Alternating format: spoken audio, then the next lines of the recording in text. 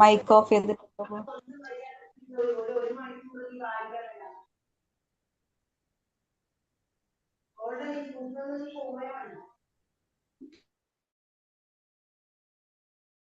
ഹരേ കൃഷ്ണ മാതാജി, ഹരേ കേൾക്കുന്നുണ്ടോ? കൃഷ്ണ മാതാജി. കേൾക്കുന്നുണ്ട് മാതാജി. ഹരേ കൃഷ്ണ മാതാജി, പ്രണാമം. ഹരേ ഹരേ കൃഷ്ണ കൃഷ്ണ മാതാജി, പ്രണാം. ഹരേ കൃഷ്ണ. ഹരേ കൃഷ്ണ മാതാജി, പ്രണാമം.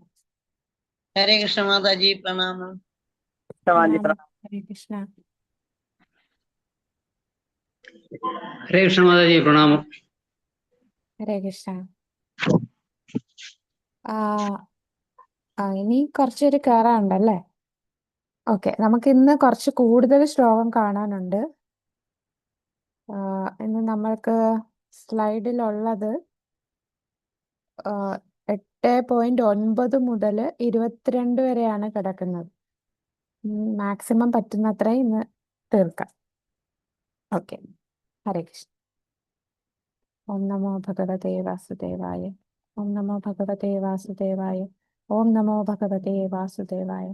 ഓം അജ്ഞാനതിമിരാന്ധസ്യ ജ്ഞാനാഞ്ജനാശലാകയാ ചക്ഷുരുന്മീലിതം യേന തസ്മൈ ശ്രീഗുരുവേ നമഃ. ശ്രീചൈതന്യമനോഭീഷ്ടം സ്ഥാപിതം യേന ഭൂതലേ സ്വയം രൂപാ കഥാ മഹ്യം ദദാതി സ്വപദാന്തികം.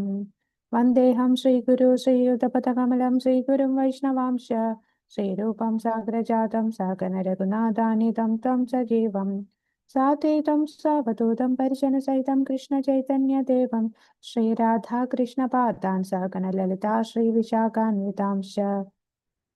ഹേ കൃഷ്ണ കരുണാ സിന്ധു ദീനബന്ധോ ജഗത്പതേ ഗോപേശ ഗോപികാകാന്ത രാധാകാന്ത നമോസ്തുതേ.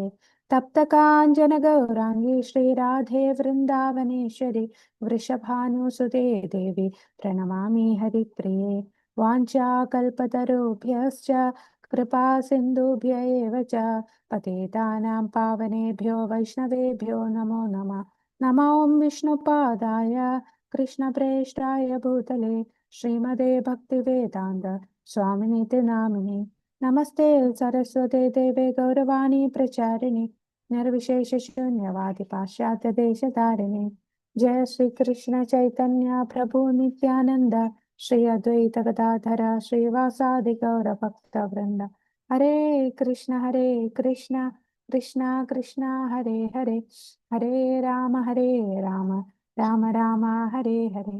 ഹരേ കൃഷ്ണ കൃഷ്ണ കൃഷ്ണ ഹരേ ഹരേ ഹരേ രാമ രാമ രാമ ഹരേ ഹരേ.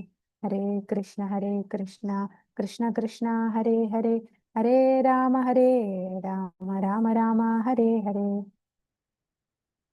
ഹരേ കൃഷ്ണ. ശ്രീ ശ്രീ രാധാഗോവിന്ദ് ടെമ്പിൾ ഇസ്കോൺ ബാംഗ്ലൂരിന്റെ ഭക്തിശാസ്ത്രി ക്ലാസ്സിലേക്ക് എല്ലാവർക്കും സ്വാഗതം. നമ്മളിപ്പോ 8ാമത്തെ അധ്യായമാണ് കണ്ടുകൊണ്ടിരിക്കുന്നത്. അതിൽ 8 വരെയുള്ള ശ്ലോകങ്ങളാണ് നമ്മൾ ഇന്നലത്തെ ക്ലാസ്സിൽ കണ്ടത്. ഇന്ന് നമ്മൾ 9 മുതലുള്ള ശ്ലോകങ്ങളിലേക്ക് കടക്കും. 8ാമത്തെ അധ്യായം 9ാമത്തെ ശ്ലോകം. 9 മുതൽ 13 വരെയുള്ള ശ്ലോകങ്ങൾ നമുക്കറിയാം. 8ാമത്തെ ശ്ലോകത്തിൽ ഭഗവാൻ എന്താ പറഞ്ഞത്? 8ാമത്തെ ശ്ലോകം ഒന്ന് നോക്കിക്കേ. 8ാമത്തെ ശ്ലോകത്തിൽ ഭഗവാൻ പറയുന്നു എന്താണ്? അഭ്യാസയോഗയുക്തേന ചേതസാ നാന്യഗാമിന.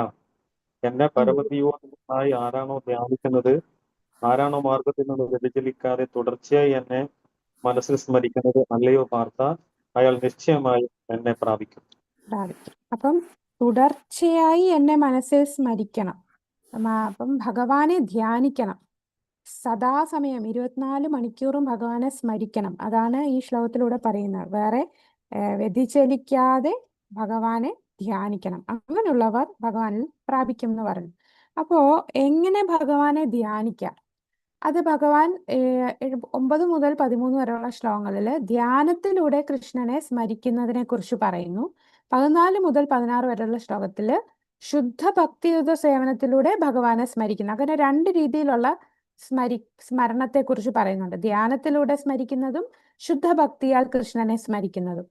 പിന്നീട് 17 മുതൽ 22 വരെയുള്ള ശ്ലോകത്തിൽ ഭൗതിക ലോകവും ആത്മീയ ലോകത്തെക്കുറിച്ചും ഭഗവാൻ പറയുന്നു.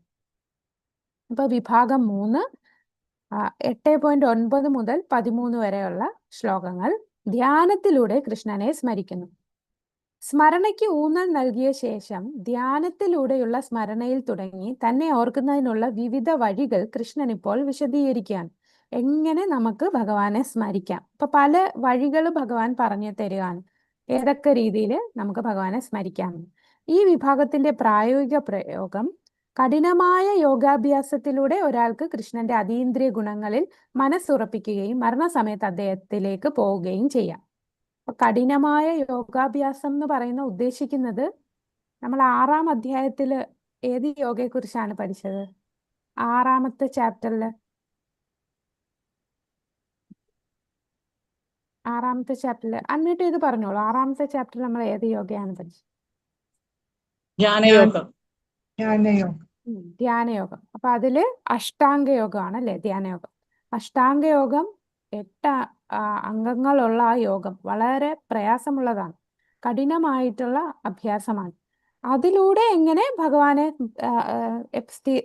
അതായത് എപ്പോഴും നമുക്ക് മനസ്സിൽ ഭഗവാനെ സ്മരിക്കുകയും അങ്ങനെ മരിക്കുന്ന സമയത്ത് നമുക്ക് ഭഗവാനിലേക്ക് പോകാനും സാധിക്കും. കൃഷ്ണനെ സ്മരിക്കുക എന്നാൽ അദ്ദേഹത്തിന്റെ ഗുണങ്ങളെ ധ്യാനിക്കുക എന്നാണ്. ഇതൊരു പ്രധാന കാര്യമാണ്. കാരണം ഇത് കൃഷ്ണന്റെ വ്യക്തിത്വത്തിന്റെ മേൽക്കൊയ്മയെ ആവർത്തിക്കുന്നു. അപ്പൊ ഭഗവാനെ സ്മരിക്കുക എന്ന് പറഞ്ഞാൽ, ഇപ്പൊ ഒരു ബ്രഹ്മവാദി അല്ലെങ്കിൽ മായാവാദിയെ സംബന്ധിച്ച് ഭഗവാനെ സ്മരിക്കുക എന്ന് പറഞ്ഞാൽ അവരെന്താണ് സ്മരിക്കുക? അവരെ സംബന്ധിച്ച് ഭഗവാന് രൂപമില്ല അല്ലെ, അവ്യക്തിഗതവാദികളാണ്. അവർക്ക് ഭഗവാനെ എങ്ങനെ സ്മരിക്കും? ഭഗവാന്റെ ലീലകളെല്ലാം അവര് ഭൗതികമായിട്ടാണ് കാണുന്നത്. ഭഗവാനെ ആത്മീയമായിട്ട് ഇവിടെ വന്ന് കൃഷ്ണന്റെ ലീലകൾ കാണിച്ചത് ആത്മീയമായിട്ട് അവർ കാണുന്ന പോലുമില്ല, ഭൗതികമായിട്ടാണ് കാണുന്നത്. എന്നാൽ ഒരു ഭക്തനറിയാം ഇവിടെ വന്ന ലീലകൾ കാണിച്ച ഭഗവാനും ആത്മീയ ലോകത്തുള്ള ഭഗവാനും ഒന്ന് തന്നെയാണ്. അപ്പൊ ഭഗവാന്റെ ഗുണങ്ങൾ, ലീലകൾ ഇതൊക്കെ സ്മരിക്കുക എന്ന് പറഞ്ഞാൽ, ഭഗവാൻ എന്ന് പറഞ്ഞാൽ ഒരു വ്യക്തിത്വമാണ്. അപ്പൊ ആ വ്യക്തിത്വത്തിന് മേൽക്കൈമ കൊടുക്കുകയാണ് ഭഗവാനെ സ്മരിക്കുക അല്ലെ ധ്യാനിക്കുക എന്ന് പറയുമ്പോൾ ഗുണഗണങ്ങളെ ധ്യാനിക്കുന്നു. ആ വ്യക്തിത്വത്തിന് പ്രാധാന്യം കൊടുക്കുന്നു. ഗുണങ്ങൾ ഒരു വ്യക്തിക്കാണ് ഗുണങ്ങൾ ഉണ്ടാകുന്നത്. അത് വ്യക്തിത്വം എന്ന് പറഞ്ഞാൽ ഒരു രൂപം അല്ലെ. അപ്പൊ ശൂന്യതയിൽ നിന്ന് ഗുണങ്ങൾ വരുന്നില്ല, ആ വ്യക്തിക്കാണ് ഗുണങ്ങൾ ഉള്ളത്. സ്ഥിരമായ യോഗ്യാഭ്യാസം ഒരാൾക്ക് കൃഷ്ണനിൽ മനസ്സ് കേന്ദ്രീകരിക്കാൻ ശക്തി നൽകുന്നു. അങ്ങനെ മരണത്തിന്റെ നിർണായക നിമിഷത്തിനായി തയ്യാറെടുക്കുന്നു. അപ്പൊ നമുക്ക് 9-ാമത്തെ ശ്ലോകം നോക്കാം. ഈ 9-ാമത്തെ ശ്ലോകം എന്ന് പറഞ്ഞാൽ, ഈ 9 തൊട്ട് 13 വരെയുള്ള ശ്ലോകങ്ങള് ശരിക്കും ധ്യാനത്തിലൂടെ ഭഗവാനെ സ്മരിക്കുക എന്ന് പറഞ്ഞാൽ, ഇത് ശുദ്ധഭക്തിയല്ല, യോഗമിശ്ര ഭക്തിയാണ്. യോഗമിശ്ര ഭക്തി, ഭക്തിയിൽ യോഗ മിക്സ് ചെയ്തിട്ടുള്ള ഭക്തിയാണ്. അപ്പൊ അതില് 9-ാമത്തെ ശ്ലോകം ആരെങ്കിലും ചൊല്ലാമോ? ചൊല്ലിക്കോളാം. കവീം പുരാണമനുശാസിതാരം അണോരണീയാം സമനുസ്മരേദ്യഃ സർവസ്യദാതരം അചിന്ത്യരൂപം ആദിത്യവർണം തമസഃ പരസ്താത്. വിവർത്തനം വായിക്കണോ?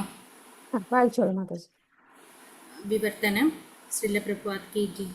സർവജ്ഞനും ആദിപുരുഷനും സർവനിയന്താവും അണുവിനേക്കാൾ ചെറുതും സകലതിൻ്റെയും പരിപാലകനും ഭൗതികാനുമാനങ്ങൾക്ക് അതീതനും അചിന്ത്യരൂപനും ഭൗതിക പ്രകൃതിക്ക് അതീതനും ആദിത്യ തേജസ്വിയുമായ വ്യക്തി എന്ന നിലയിലാണ് ഭഗവാനെ ധ്യാനിക്കേണ്ടത്. ദിവ്യനും ഭൗതിക പ്രകൃതിക്ക് അതീതനുമാണ് അവിടുന്ന്. ഹരേ കൃഷ്ണ. കൃഷ്ണ. അപ്പൊ ഇവിടെ ഓരോ വാക്കുകള് നമുക്ക് ശ്രദ്ധിക്കേണ്ടതാണ്. കവിം എന്ന് പറഞ്ഞാൽ എന്താണ്? കവിം എന്ന് പറഞ്ഞാൽ സർവജ്ഞൻ. അപ്പൊ സർവജ്ഞനായിട്ട് നമ്മൾ എങ്ങനെയാണ് ഭഗവാനെ ധ്യാനിക്കേണ്ടത്, കൃഷ്ണനെ സ്മരിക്കാൻ എന്നത് എങ്ങനെയായിരിക്കണം? ഭഗവാനെ സർവജ്ഞനായിട്ട്, ആദിപുരുഷനായിട്ട്, സർവനിയന്താവായിട്ട്, അണുവിനേക്കാൾ ചെറുത് സകലിനെയും പരിപാലകനായിട്ട്, ഭൗതികാനുമാനങ്ങൾക്ക് അതീതനായിട്ട്, അചിന്ത്യരൂപനും ഭൗതിക പ്രതിക്ക് അതീതനും ആദിത്യ തേജസ്വനായ വ്യക്തി എന്ന നിലയിൽ ഭഗവാനെ ധ്യാനിക്കണം. അപ്പൊ എങ്ങനെ? പല വഴിയിൽ ഭഗവാനെ ധ്യാനിക്കേണ്ട കാര്യങ്ങൾ ഭഗവാൻ പറഞ്ഞു തരികയാണ്. കവിം എന്ന വാക്കിന്റെ അർത്ഥമാണ് സർവജ്ഞൻ. സർവജ്ഞൻ എന്ന് പറഞ്ഞാൽ എല്ലാം അറിയാം, എല്ലാം ഭൂതം ഭാവി വർത്തമാനം എല്ലാം അറിയുന്നവനാണ് സർവജ്ഞൻ. അടുത്ത വാക്ക് പുരാണം. പുരാണം എന്ന് പറഞ്ഞാലോ പണ്ടേ ഉള്ളത്, ഏറ്റവും പഴയത്, അതായത് തുടക്കമില്ലാത്തത് അല്ലെങ്കിൽ ഏറ്റവും പഴയത്. അടുത്ത വാക്ക് അനുശാസിതാരം. അനുശാസിതാരം എന്ന് പറഞ്ഞാൽ എല്ലാത്തിൻ്റെയും നിയന്താവാണ്, അല്ലെ? എല്ലാത്തിനെയും നിയന്ത്രിക്കുന്നവനായിട്ട് നമുക്ക് ഭഗവാനെ ധ്യാനിക്കാം. അണോ അണിയാസം. അണു എന്ന് പറഞ്ഞാൽ വളരെ ചെറുത്, ഏറ്റവും ചെറുതിനേക്കാൾ ചെറുതാണ് ഭഗവാൻ. അങ്ങനെ നമുക്ക് ധ്യാനിക്കാം. സർവസ്യ ധാധാരം, എല്ലാത്തിനെ പരിപാലിക്കുന്നവനായിട്ട് ധ്യാനിക്കാം. അചിന്ത്യനീയം, അല്ലേ? ഭഗവാൻ അചിന്ത്യനാണ്. അചിന്യ എന്ന് പറഞ്ഞാൽ നമ്മളെ ചിന്തിക്കുന്നതിനപ്പുറമാണ് ഭഗവാൻ. ഈ അണുവിനേക്കാൾ ചെറുതായിട്ടുള്ള ആ ഭഗവാൻ ഏറ്റവും വലുതുമാകും, ചെറുതാകും, എല്ലാത്തിനെയും നിയന്ത്രിക്കും. ഇതെല്ലാം നമ്മളുടെ ഇന്റലിജൻസിന് അപ്പുറമാണ്. അപ്പൊ അതാണ് അചിന്തനീയം. അടുത്ത വാക്ക് പ്രധാനമാണ് രൂപം. ദാധാരമചിന്യ രൂപമാദിത്യവർണ്ണ. രൂപം. രൂപം എന്ന് പറഞ്ഞാൽ ഭഗവാൻ ഒരു വ്യക്തിഗത രൂപമുണ്ട്, അവ്യക്തിഗതമല്ല, മനോഹരമായിട്ടുള്ള ഒരു രൂപം ഭഗവാനുണ്ട്. ആ രൂപത്തിനെ നമുക്ക് സ്മരിക്കാം. ആദിത്യവർണം, സൂര്യനെ പോലെ പ്രകാശമുള്ളവനും സ്വയം വെളിപ്പെടുത്തുന്നതും. തമസാ പരസ്താത്. തമസാ പരസ്താത് എന്ന് പറഞ്ഞാൽ എന്താണ്? തമസാ പരസ്താത്, തമസ് എന്ന് പറഞ്ഞാൽ അന്ധകാരം, അല്ലെ? തമസ് എന്ന് പറയുന്ന തമസിന്റെ പരസ്താത് അപ്പുറത്ത്, അതായത് അജ്ഞത നിറഞ്ഞ ഭൗതിക പ്രകൃതിക്ക് അപ്പുറമുള്ളതാണ്, അതിന് അതീതമാണ്, ഭൗതിക പ്രകൃതിക്ക് അതീതനാണ്. ഇങ്ങനെ ദിവ്യനും ഭൗതിക പ്രകൃതിക്ക് അതീതനുമാണ് അവിടുന്ന്. ആ അദ്ദേഹത്തെ നമ്മൾ സ്മരിക്കുക. ഇപ്പോ ഉപസംഹാരം. ഈ വാക്യം സമ്പൂർണ്ണ സത്യത്തെ വ്യക്തിരഹിതനായി നിരാകരിക്കുന്നു. അപ്പൊ വ്യക്തിരഹിതൻ എന്ന് പറയുന്ന, അവ്യക്തം എന്ന് പറയുന്നവരെ നിരാകരിക്കുന്ന ഒരു ശ്ലോകമാണിത്. ഈ ശ്ലോകത്തിൽ ഭഗവാന് ആ വ്യക്തിഗത രൂപം എടുത്തു പറയുന്നുണ്ട്. അതിനാൽ ഗുണങ്ങൾ ഉണ്ടാകുന്നത് വ്യക്തിത്വത്തിൽ, രൂപത്തിൽ നിന്നാണ്, ശൂന്യതയിൽ നിന്നല്ല. ഈ പറയുന്ന എല്ലാം അറിയുന്നവൻ എന്ന് പറയുന്ന ഒരു രൂപത്തിനാണ് എല്ലാം അറിയുന്നത്, തുടക്കവും അവസാനവും ഇല്ലാത്തത്, എല്ലാത്തിനെയും നിയന്ത്രിക്കുന്ന ഒരു വ്യക്തിയാണ് നിയന്ത്രിക്കുന്നത്. ചെറുതിനേക്കാൾ ചെറുത്, എല്ലാത്തിനെയും പരിപാലിക്കുന്നത്, നമ്മളെ ചിന്തകൾക്കപ്പുറം. അപ്പൊ അതെല്ലാം ഒരു വ്യക്തിത്വത്തെ കാണിക്കുന്നു ഇവിടെ. അപ്പൊ ഗുണങ്ങൾ ഉണ്ടാകുന്നത് വ്യക്തിത്വത്തിൽ നിന്നാണ്, ശൂന്യതയിൽ നിന്നല്ല. അതിനാൽ ഭഗവത്ഗീത ഭഗവാന്റെ വ്യക്തിത്വത്തെക്കുറിച്ച് ധ്യാനിക്കാൻ ശുപാർശ ചെയ്യുന്നു. അപ്പൊ അതാണ് ഇവിടെ പറയുന്നത്. ഇതിന്റെ ഭാവാർത്ഥത്തില് അവസാനം എഴുതിയിട്ടുണ്ട്, ഇങ്ങനെ ഭൗതികാതീതമായുള്ളതിനെ അചിന്ത്യ പദം കൊണ്ട് നിർവചിക്കുന്നത്. അചിന്ത്യം എന്ന് പറയുമ്പോൾ നമ്മുടെ ചിന്തയ്ക്ക് അതീതമാണ്. അതായത് ഭൗതിക പ്രപഞ്ചമാകെ ഭഗവാൻ വ്യാപിച്ചു നിൽക്കുന്നു.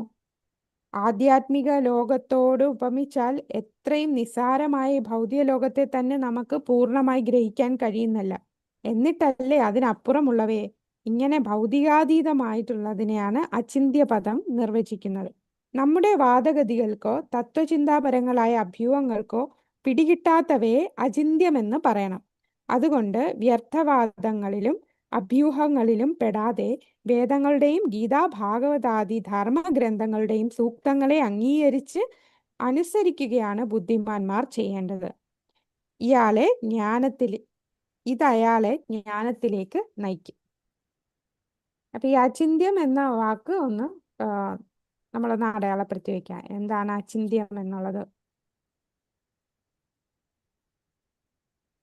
അടുത്ത ശ്ലോകം. പ്രയാണകാലേ മനസാചലേന ഭക്ത്യാ യുക്തോ യോഗബലേന ചൈവ ഭ്രുവോർമധ്യേ പ്രാണമാവേശ്യ സമ്യക് സതം പരം പുരുഷമുപൈതി ദിവ്യം. മരണസമയത്ത് യോഗനിഷ്ഠ പൂണ്ട് സ്ഥിരമനസ്കനായി പരിപൂർണ ഭക്തിയോടെ ഭൂമധ്യത്തിൽ പ്രാണവായുവിനെ ഉറപ്പിച്ചുകൊണ്ട് ഭഗവത് സ്മരണ ചെയ്യുന്നവൻ തീർച്ചയായും പരമപുരുഷനെ പ്രാപിക്കും. അപ്പൊ ഇവിടെ പറയുന്നത് അഷ്ടാംഗ യോഗയെക്കുറിച്ചാണ്. അഷ്ടാംഗ യോഗയിലാണ് ഈ പ്രാണവായുവിനെ ഭൂമധ്യത്തിൽ എന്ന് പറയും, ഭ്രൂമധ്യ എന്ന് പറഞ്ഞാൽ ആജ്ഞാചക്ര എന്ന് പറഞ്ഞാൽ നമ്മുടെ ഈ പിരികത്തിന്റെ നടുക്കായിട്ട് പ്രാണവായുവിനെ ഉറപ്പിച്ചു നിർത്തുന്നതിനെയാണ് ഇവിടെ പറയുന്നത്. അപ്പൊ മരണസമയത്ത് യോഗനിഷ്ഠ പൂണ്ട്. അപ്പൊ ഈ യോഗ എന്ന് പറയുന്ന ഏത് യോഗയാണ്? ഷഡ്ചക്ര യോഗയാണ്.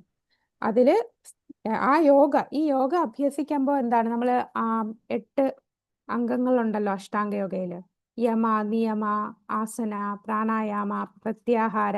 അപ്പൊ ഈ യോഗ ചെയ്യുമ്പോൾ നമ്മുടെ മനസ്സിനെ ഭൗതികമായിട്ടുള്ള എല്ലാത്തിൽ നിന്നും വിടുവിച്ച് ഫുള്ള് കോൺസെൻട്രേറ്റ് ചെയ്യും അല്ലെ. ഒരു കാറ്റടിച്ച് ഇളകാത്ത ഒരു വിളക്ക് നിൽക്കുന്ന പോലെ നമ്മുടെ മനസ്സിനെ ഭഗവാനിലേക്ക് കേന്ദ്രീകരിക്കും.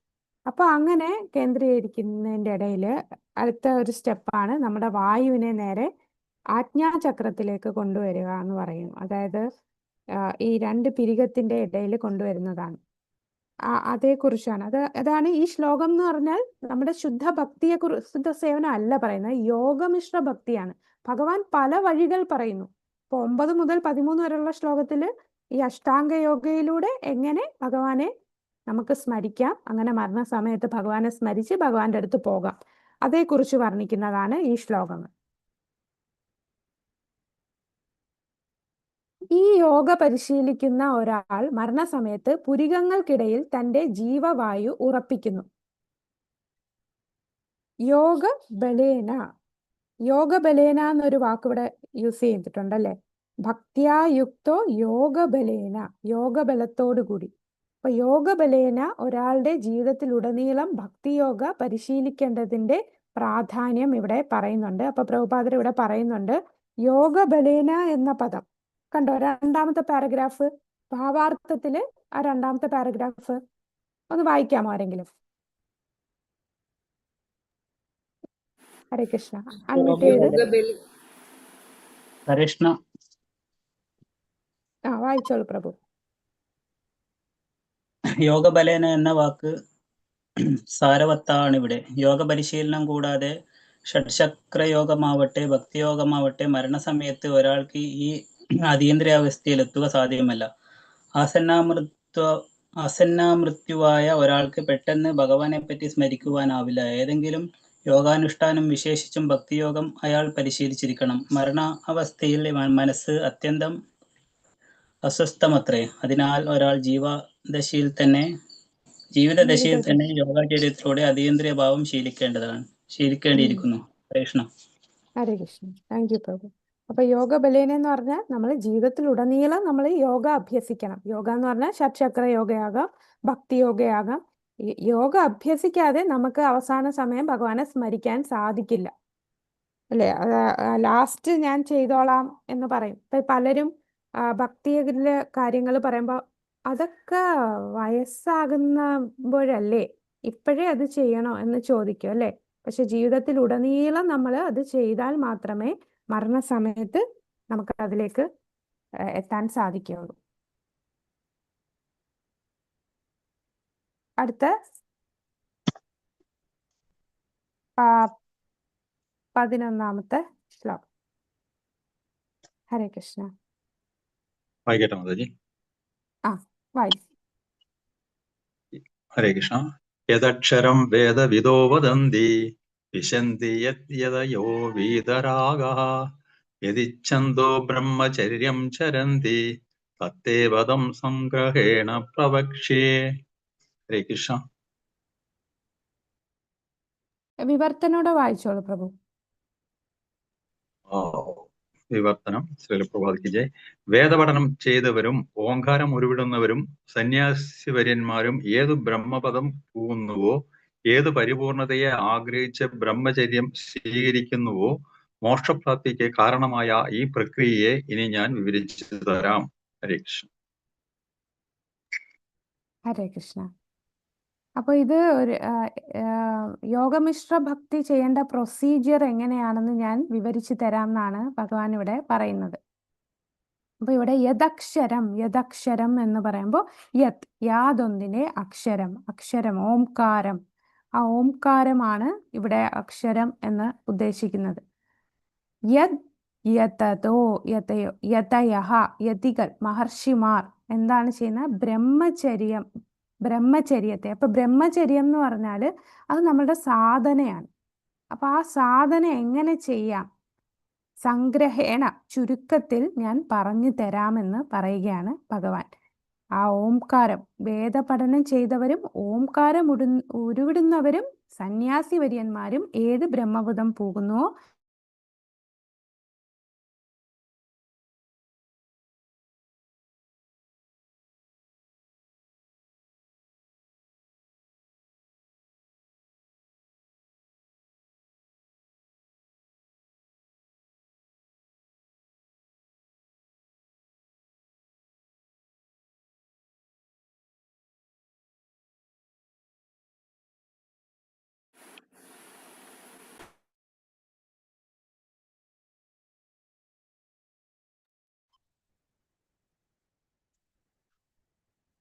കേൾക്കുന്നില്ല.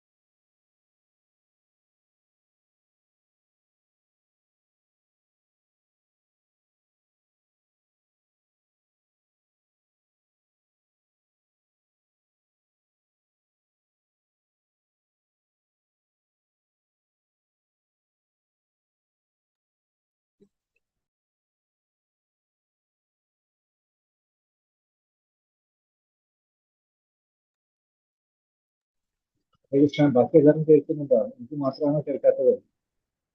കേൾക്കുന്നില്ല പ്രഭു. മാതാജി പോയി കട്ടായി തോന്നുന്നു, കാണുന്നില്ലല്ലോ.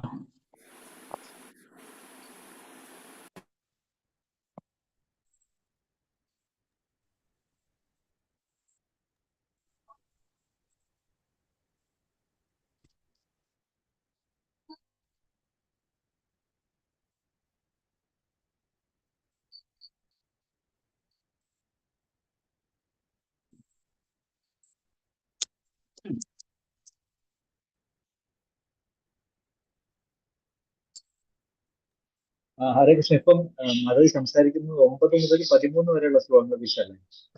അതല്ലേ യോഗമിശ്രവത്തെ 9 മുതൽ 13 വരെ ധ്യാനത്തിലൂടെ സ്മരിക്കുന്നു.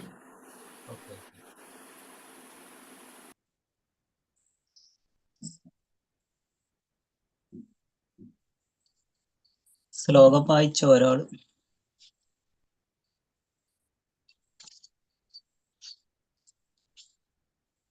യദക്ഷരം വേദവിദോ വദന്തി വിശന്തി തയേ വീതരാഗ യദിച്ഛന്തോ ബ്രഹ്മചാര്യം ചരന്തി തതോ പദം സംഗ്രഹേണ പ്രവിശ്യേ. വേദപഠനം ചെയ്തവരും ഓങ്കാരം ഉരുവിടുന്നവരും സന്യാസിവര്യന്മാരും ഏത് ബ്രഹ്മപദം പോകുന്നുവോ, ഏത് പരിപൂർണതയെ ആഗ്രഹിച്ച് ബ്രഹ്മചര്യം സ്വീകരിക്കുന്നുവോ, മോക്ഷപ്രാപ്തിക്ക് കാരണമായ ഈ പ്രക്രിയ ഞാൻ വിവരിച്ചു തരാം.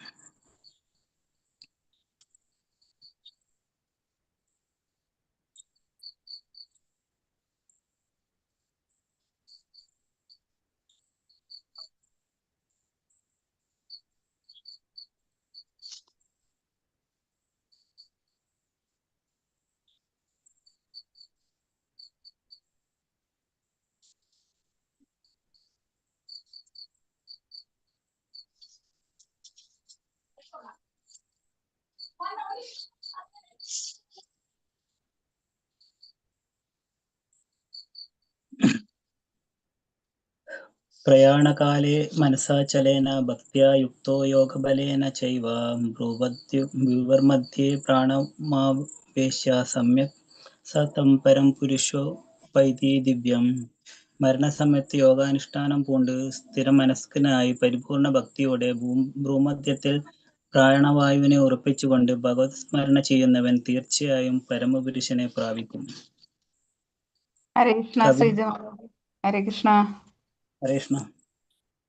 മാതാജി. ഹരേ കൃഷ്ണ. അതെ, ശ്രീജ മാതാജി കട്ടായിട്ടുണ്ടാ? ഇല്ല മാതാജി. ആ, ഞാൻ മറ്റേ ക്ലാസ്സിൽ നിന്ന് ഇറങ്ങി ഇങ്ങോട്ട് വന്നതാ. കറണ്ട് പോയത് കാരണം മാതാജി കട്ടായി എന്ന് പറയണേ. അപ്പൊ മൊബൈൽ ഡാറ്റ ഒന്ന് കേറാന്നാ പറയണത്. അപ്പൊ ശ്ലോകം വായിച്ചോളാൻ പറഞ്ഞു. മാതാജി നോക്കിക്കോളൂലേ? ആ ശരി ശരി ശരി മാതാജി. ഞാൻ അതില് കേറുകയാണ് കേട്ടോ മാതാജി. ആ ആ എന്തേലും ഉണ്ടെങ്കിൽ ഞാൻ മെസ്സേജ് ഇടാം. മാതാജി ഒന്ന് നോക്കിയാ മതി കേട്ടോ. ആ നോക്കാം നോക്കാം. പേഴ്സണലായിട്ട്. ശ്ലോകം ഹരേ വായിച്ചോളൂ. ഹരേ കൃഷ്ണ. എട്ടിൽ 5ഉം 16ഉം അല്ലേ വായിക്കണ്ടല്ലേ? ആ 8-ല് 22 വരെയാണ് ഇന്ന് പഠിപ്പിക്കുന്നതെന്ന് പറഞ്ഞു മാതാജി. അപ്പം അതുവരെയുള്ള ശ്ലോകങ്ങൾ വേണേൽ വായിച്ചു. ഇതിന്റെ ഭാവാർത്ഥം വായിക്കട്ടോ മാതാജി? ഭാവാർത്ഥം വായിച്ചോ മാതാജി? ഓരോ ശ്ലോകമായിട്ട് നമുക്ക് വായിക്കാം. അപ്പം മാതാജി ക്ലാസ് എടുക്കുമ്പോൾ കുറച്ച് സ്പീഡിന് എടുക്കാൻ പറ്റുമല്ലോ. ഓക്കെ. മരണവേളയിൽ മനസ്സിനെ ഭക്തിപൂർവ്വം ഭഗവാനിൽ ഉറപ്പിക്കേണ്ടതാണെന്ന് ഈ ശ്ലോകത്തിൽ വ്യക്തമാക്കുന്നു. യോഗ പരിശീലനം ചെയ്തിട്ടുള്ളവർ പ്രാണശക്തിയെ ഭ്രൂമധ്യ അഥവാ ആജ്ഞാചക്രത്തിലേക്ക് ഉയർത്തുന്നത് നന്നായിരിക്കും. ഷഡാധാരങ്ങളിൽ ധ്യാനം നടത്തി ശീലിക്കുന്ന ഷഡ്ചക്ര യോഗത്തെയാണിത് സൂചിപ്പിക്കുന്നത്. ശുദ്ധഭക്തൻ ഈ യോഗ പരിശീലനം നടത്താറില്ല. എല്ലായ്പ്പോഴും കൃഷ്ണാവബോധത്തിൽ മുഴുകിയിരിക്കുന്ന അയാൾക്ക് മരണവേളയിൽ ഭഗവത് കരുണയാൽ കൃഷ്ണസ്മരണ സ്വാഭാവികമായി ഉണ്ടാകും. 14-ാം ശ്ലോകത്തിൽ ഇത് വിവരിക്കുന്നുണ്ട്. യോഗ ബലേന എന്ന വാക്ക് സാരവത്താണ് ഇവിടെ. യോഗ പരിശീലനം കൂടാതെ ഷഡ്ചക്ര യോഗമാവട്ടെ ഭക്തിയോഗമാവട്ടെ മരണസമയത്ത് ഒരാൾക്ക് ഈ അതീന്ദ്രിയാവസ്ഥയിൽ എത്തുക സാധ്യമല്ല. ആസന്ന മൃത്യുവായ ഒരാൾക്ക് പെട്ടെന്ന് ഭഗവാനെ പറ്റി സ്മരിക്കുവാനാകില്ല. ഏതെങ്കിലും യോഗാനുഷ്ഠാനം, വിശേഷിച്ചും ഭക്തിയോഗം അയാൾ പരിശീലിച്ചിരിക്കണം. മരണാവസ്ഥയിൽ മനസ്സ് അത്യന്തം അസ്വസ്ഥമത്രേ. അതിനാൽ ഒരാൾ ജീവിതദശയിൽ തന്നെ യോഗചര്യയിലൂടെ അതീന്ദ്രിയഭാവം ശീലിക്കേണ്ടിയിരിക്കുന്നു. യദക്ഷരം വേദവിദോ വദന്തി വിശന്തി യദയോ വീതരാഗഃ യദിച്ഛന്തോ ബ്രഹ്മചര്യം ചരന്തി തത്തേ പദം സംഗ്രഹേണ പ്രവശ്യേ. വേദപഠനം ചെയ്തവരും ഓങ്കാരം ഉരുവിടുന്നവരും സന്യാസി വര്യന്മാരും ഏത് ബ്രഹ്മപദം പോകുന്നുവോ, ഏത് പരിപൂർണതയെ ആശ്രയിച്ച് ബ്രഹ്മചര്യം സ്വീകരിക്കുന്നുവോ മോക്ഷപ്രാപ്തിക്ക് കാരണമായ ഈ പ്രക്രിയയെ ഞാനിനി വിവരിച്ചു തരാം. ഭാവാർത്ഥമാരേലും വായിക്കോ?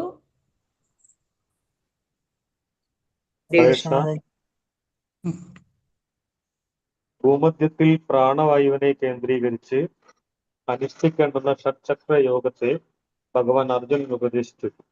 ഇതിന്റെ അനുഷ്ഠാനത്തെ പറ്റി അർജുനന് അറിവില്ലെന്നതിനാൽ അടുത്ത ശ്ലോകങ്ങളിൽ ആ യോഗ പദ്ധതി വിശദീകരിക്കുകയാണ്. കൃഷ്ണൻ ബ്രഹ്മം ഏകമാണെന്നിരിക്കലും വിവിധ ആവിർഭാവങ്ങളും വിവിധ മുഖങ്ങളും ഉണ്ടതിന് എന്ന് ഭഗവാൻ പറയുന്നു. അവ്യക്തിഗതവാദികൾക്ക് വിശേഷിച്ചും ഓങ്കാരം അഥവാ അക്ഷരം ബ്രഹ്മം തന്നെയാണ്.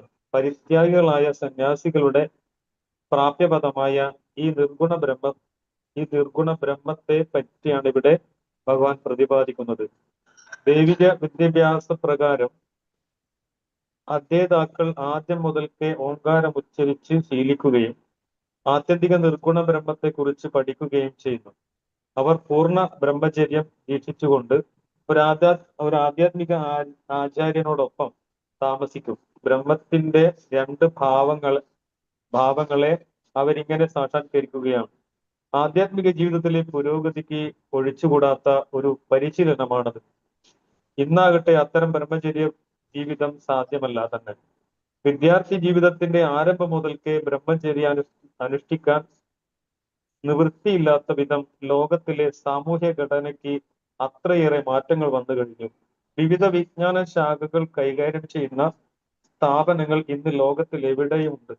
പക്ഷെ ബ്രഹ്മചര്യത്തിന്റെ അടിസ്ഥാന പ്രമാണങ്ങൾ വിദ്യാർത്ഥികളെ ഗ്രഹിപ്പിക്കാൻ ഉതകുന്ന ഒരൊറ്റ സ്ഥാപനം പോലുമില്ല. ബ്രഹ്മചര്യ ദീക്ഷയില്ലെങ്കിൽ ആധ്യാത്മിക പുരോഗതി പ്രയാസമേറിയതാവും. അതുകൊണ്ടാണ് ഈ കലിയുഗത്തിൽ ആധ്യാത്മിക സിദ്ധാന്ത പ്രകാരം ഹരേ കൃഷ്ണ കൃഷ്ണ കൃഷ്ണ ഹരേ ഹരേ, ഹരേ രാമ രാമ രാമ ഹരേ ഹരേ എന്ന നാമോച്ചാരണമല്ലാതെ ഭഗവത് സാക്ഷാത്കാരത്തിന് മറ്റൊരു വഴിയില്ലെന്ന് ശ്രീ ചൈതന്യ മഹാപ്രഭു പ്രഖ്യാപിച്ചത്. ഹരേ കൃഷ്ണ.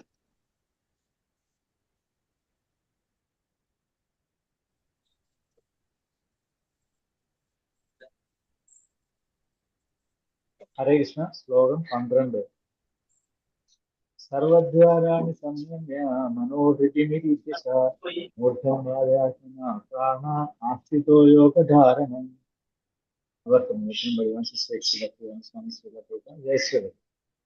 ഇവിടെ പറഞ്ഞ പ്രകാരം യോഗം പരിശീലിക്കണമെങ്കിൽ ആദ്യമായി വേണ്ടത്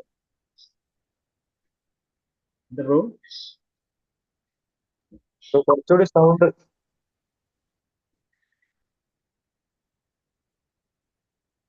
ക്ലിയർ ആണ് ബ്രോ? ക്ലിയർ ആണ് പ്രഭു, വായിച്ചത്. ഇവിടെ പറഞ്ഞ പ്രകാരം യോഗം പരിശീലിക്കണമെങ്കിൽ ആദ്യമായി വേണ്ടത് ഇന്ദ്രിയങ്ങളുടെ കടക്കുകയാണ്.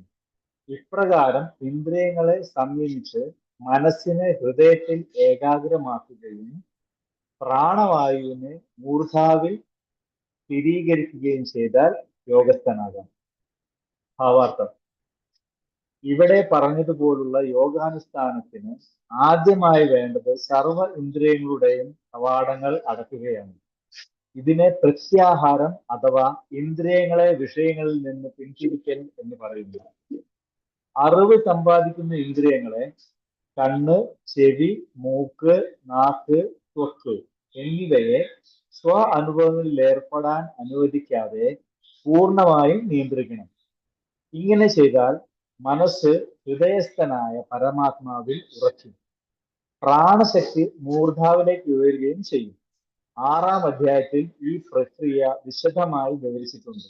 എന്നാൽ മുൻപ് പ്രസ്താവിച്ചതുപോലെ ഈ പരിശീലനം ഈ യുഗത്തിൽ പ്രായോഗികമല്ല. കൃഷ്ണാവബോധമാണ് ഇക്കാലത്തെ അത്യുത്തമമായ പ്രക്രിയ.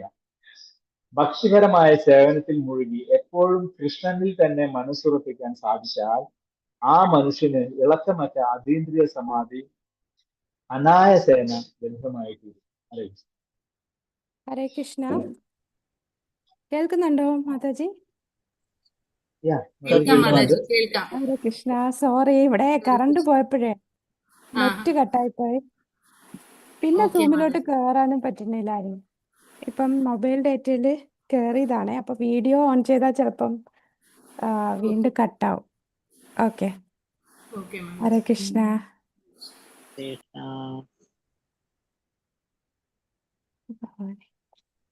ഇപ്പൊ ഹോസ്റ്റ് വിഷ്ണുപ്രിയ മാതാജിയാണല്ലേ? ഹരേ കൃഷ്ണ മാതാജി. ഞാൻ വിളിച്ചു മാതാജി. അതെ, മാതാജി എന്നെ ഹോസ്റ്റ് ആക്കിയാ മതി. എന്റെ പേരിന്റെ നേരെ ക്ലിക്ക് ചെയ്തിട്ട്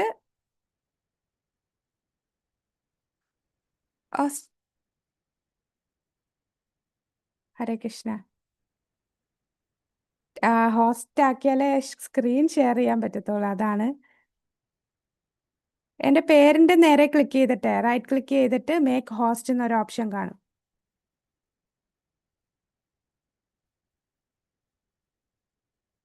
മാതാജി മ്യൂട്ടാണ് കേട്ടോ. ഹരേ കൃഷ്ണ. ഓക്കെ. മാതാജിക്ക് അത് ചെയ്യാനായിട്ട് പറ്റുന്നുണ്ടോ? അതത്ര അറിയില്ല മാതാജി. പാർട്ടിസിപ്പൻസ് എടുത്തിട്ട് എന്റെ പേരിന്റെ നേരെ ക്ലിക്ക് ചെയ്തിട്ട് പാർട്ടിസിപ്പൻസ് എടുത്തു. എന്റെ പേരിന്റെ നേരെ ക്ലിക്ക് എടുത്തിട്ട് ഒരു 3 കുത്ത് കാണും. അവിടെ റൈറ്റ് അല്ലെങ്കിൽ റൈറ്റ് ക്ലിക്ക് ചെയ്യുമ്പോൾ മേക്ക് ഹോസ്റ്റ് എന്നൊരു ഓപ്ഷൻ കാണും കേട്ടോ.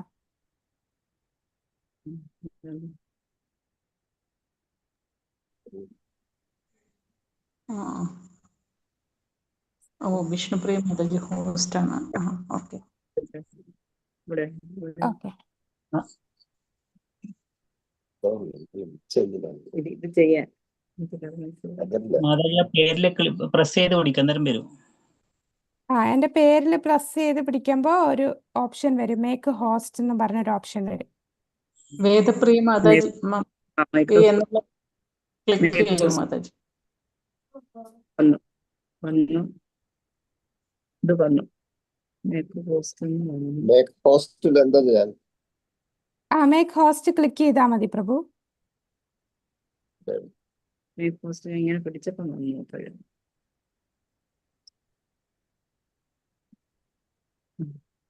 ഇതാ വന്നു. ക്ലിക്ക് ചെയ്ത്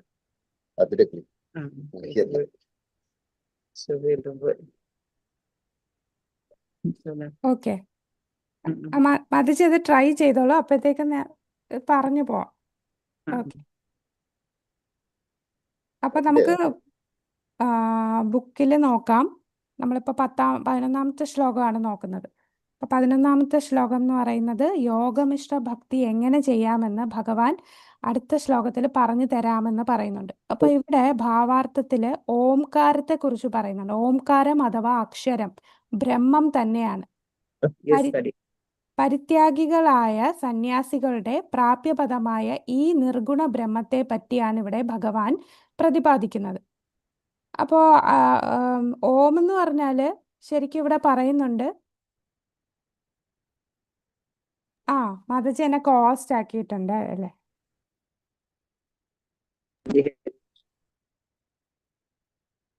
കോഹോസ്റ്റ് ആക്കിയാല് ഷെയർ ചെയ്യാൻ പറ്റും. Okay okay, thank you Mataji.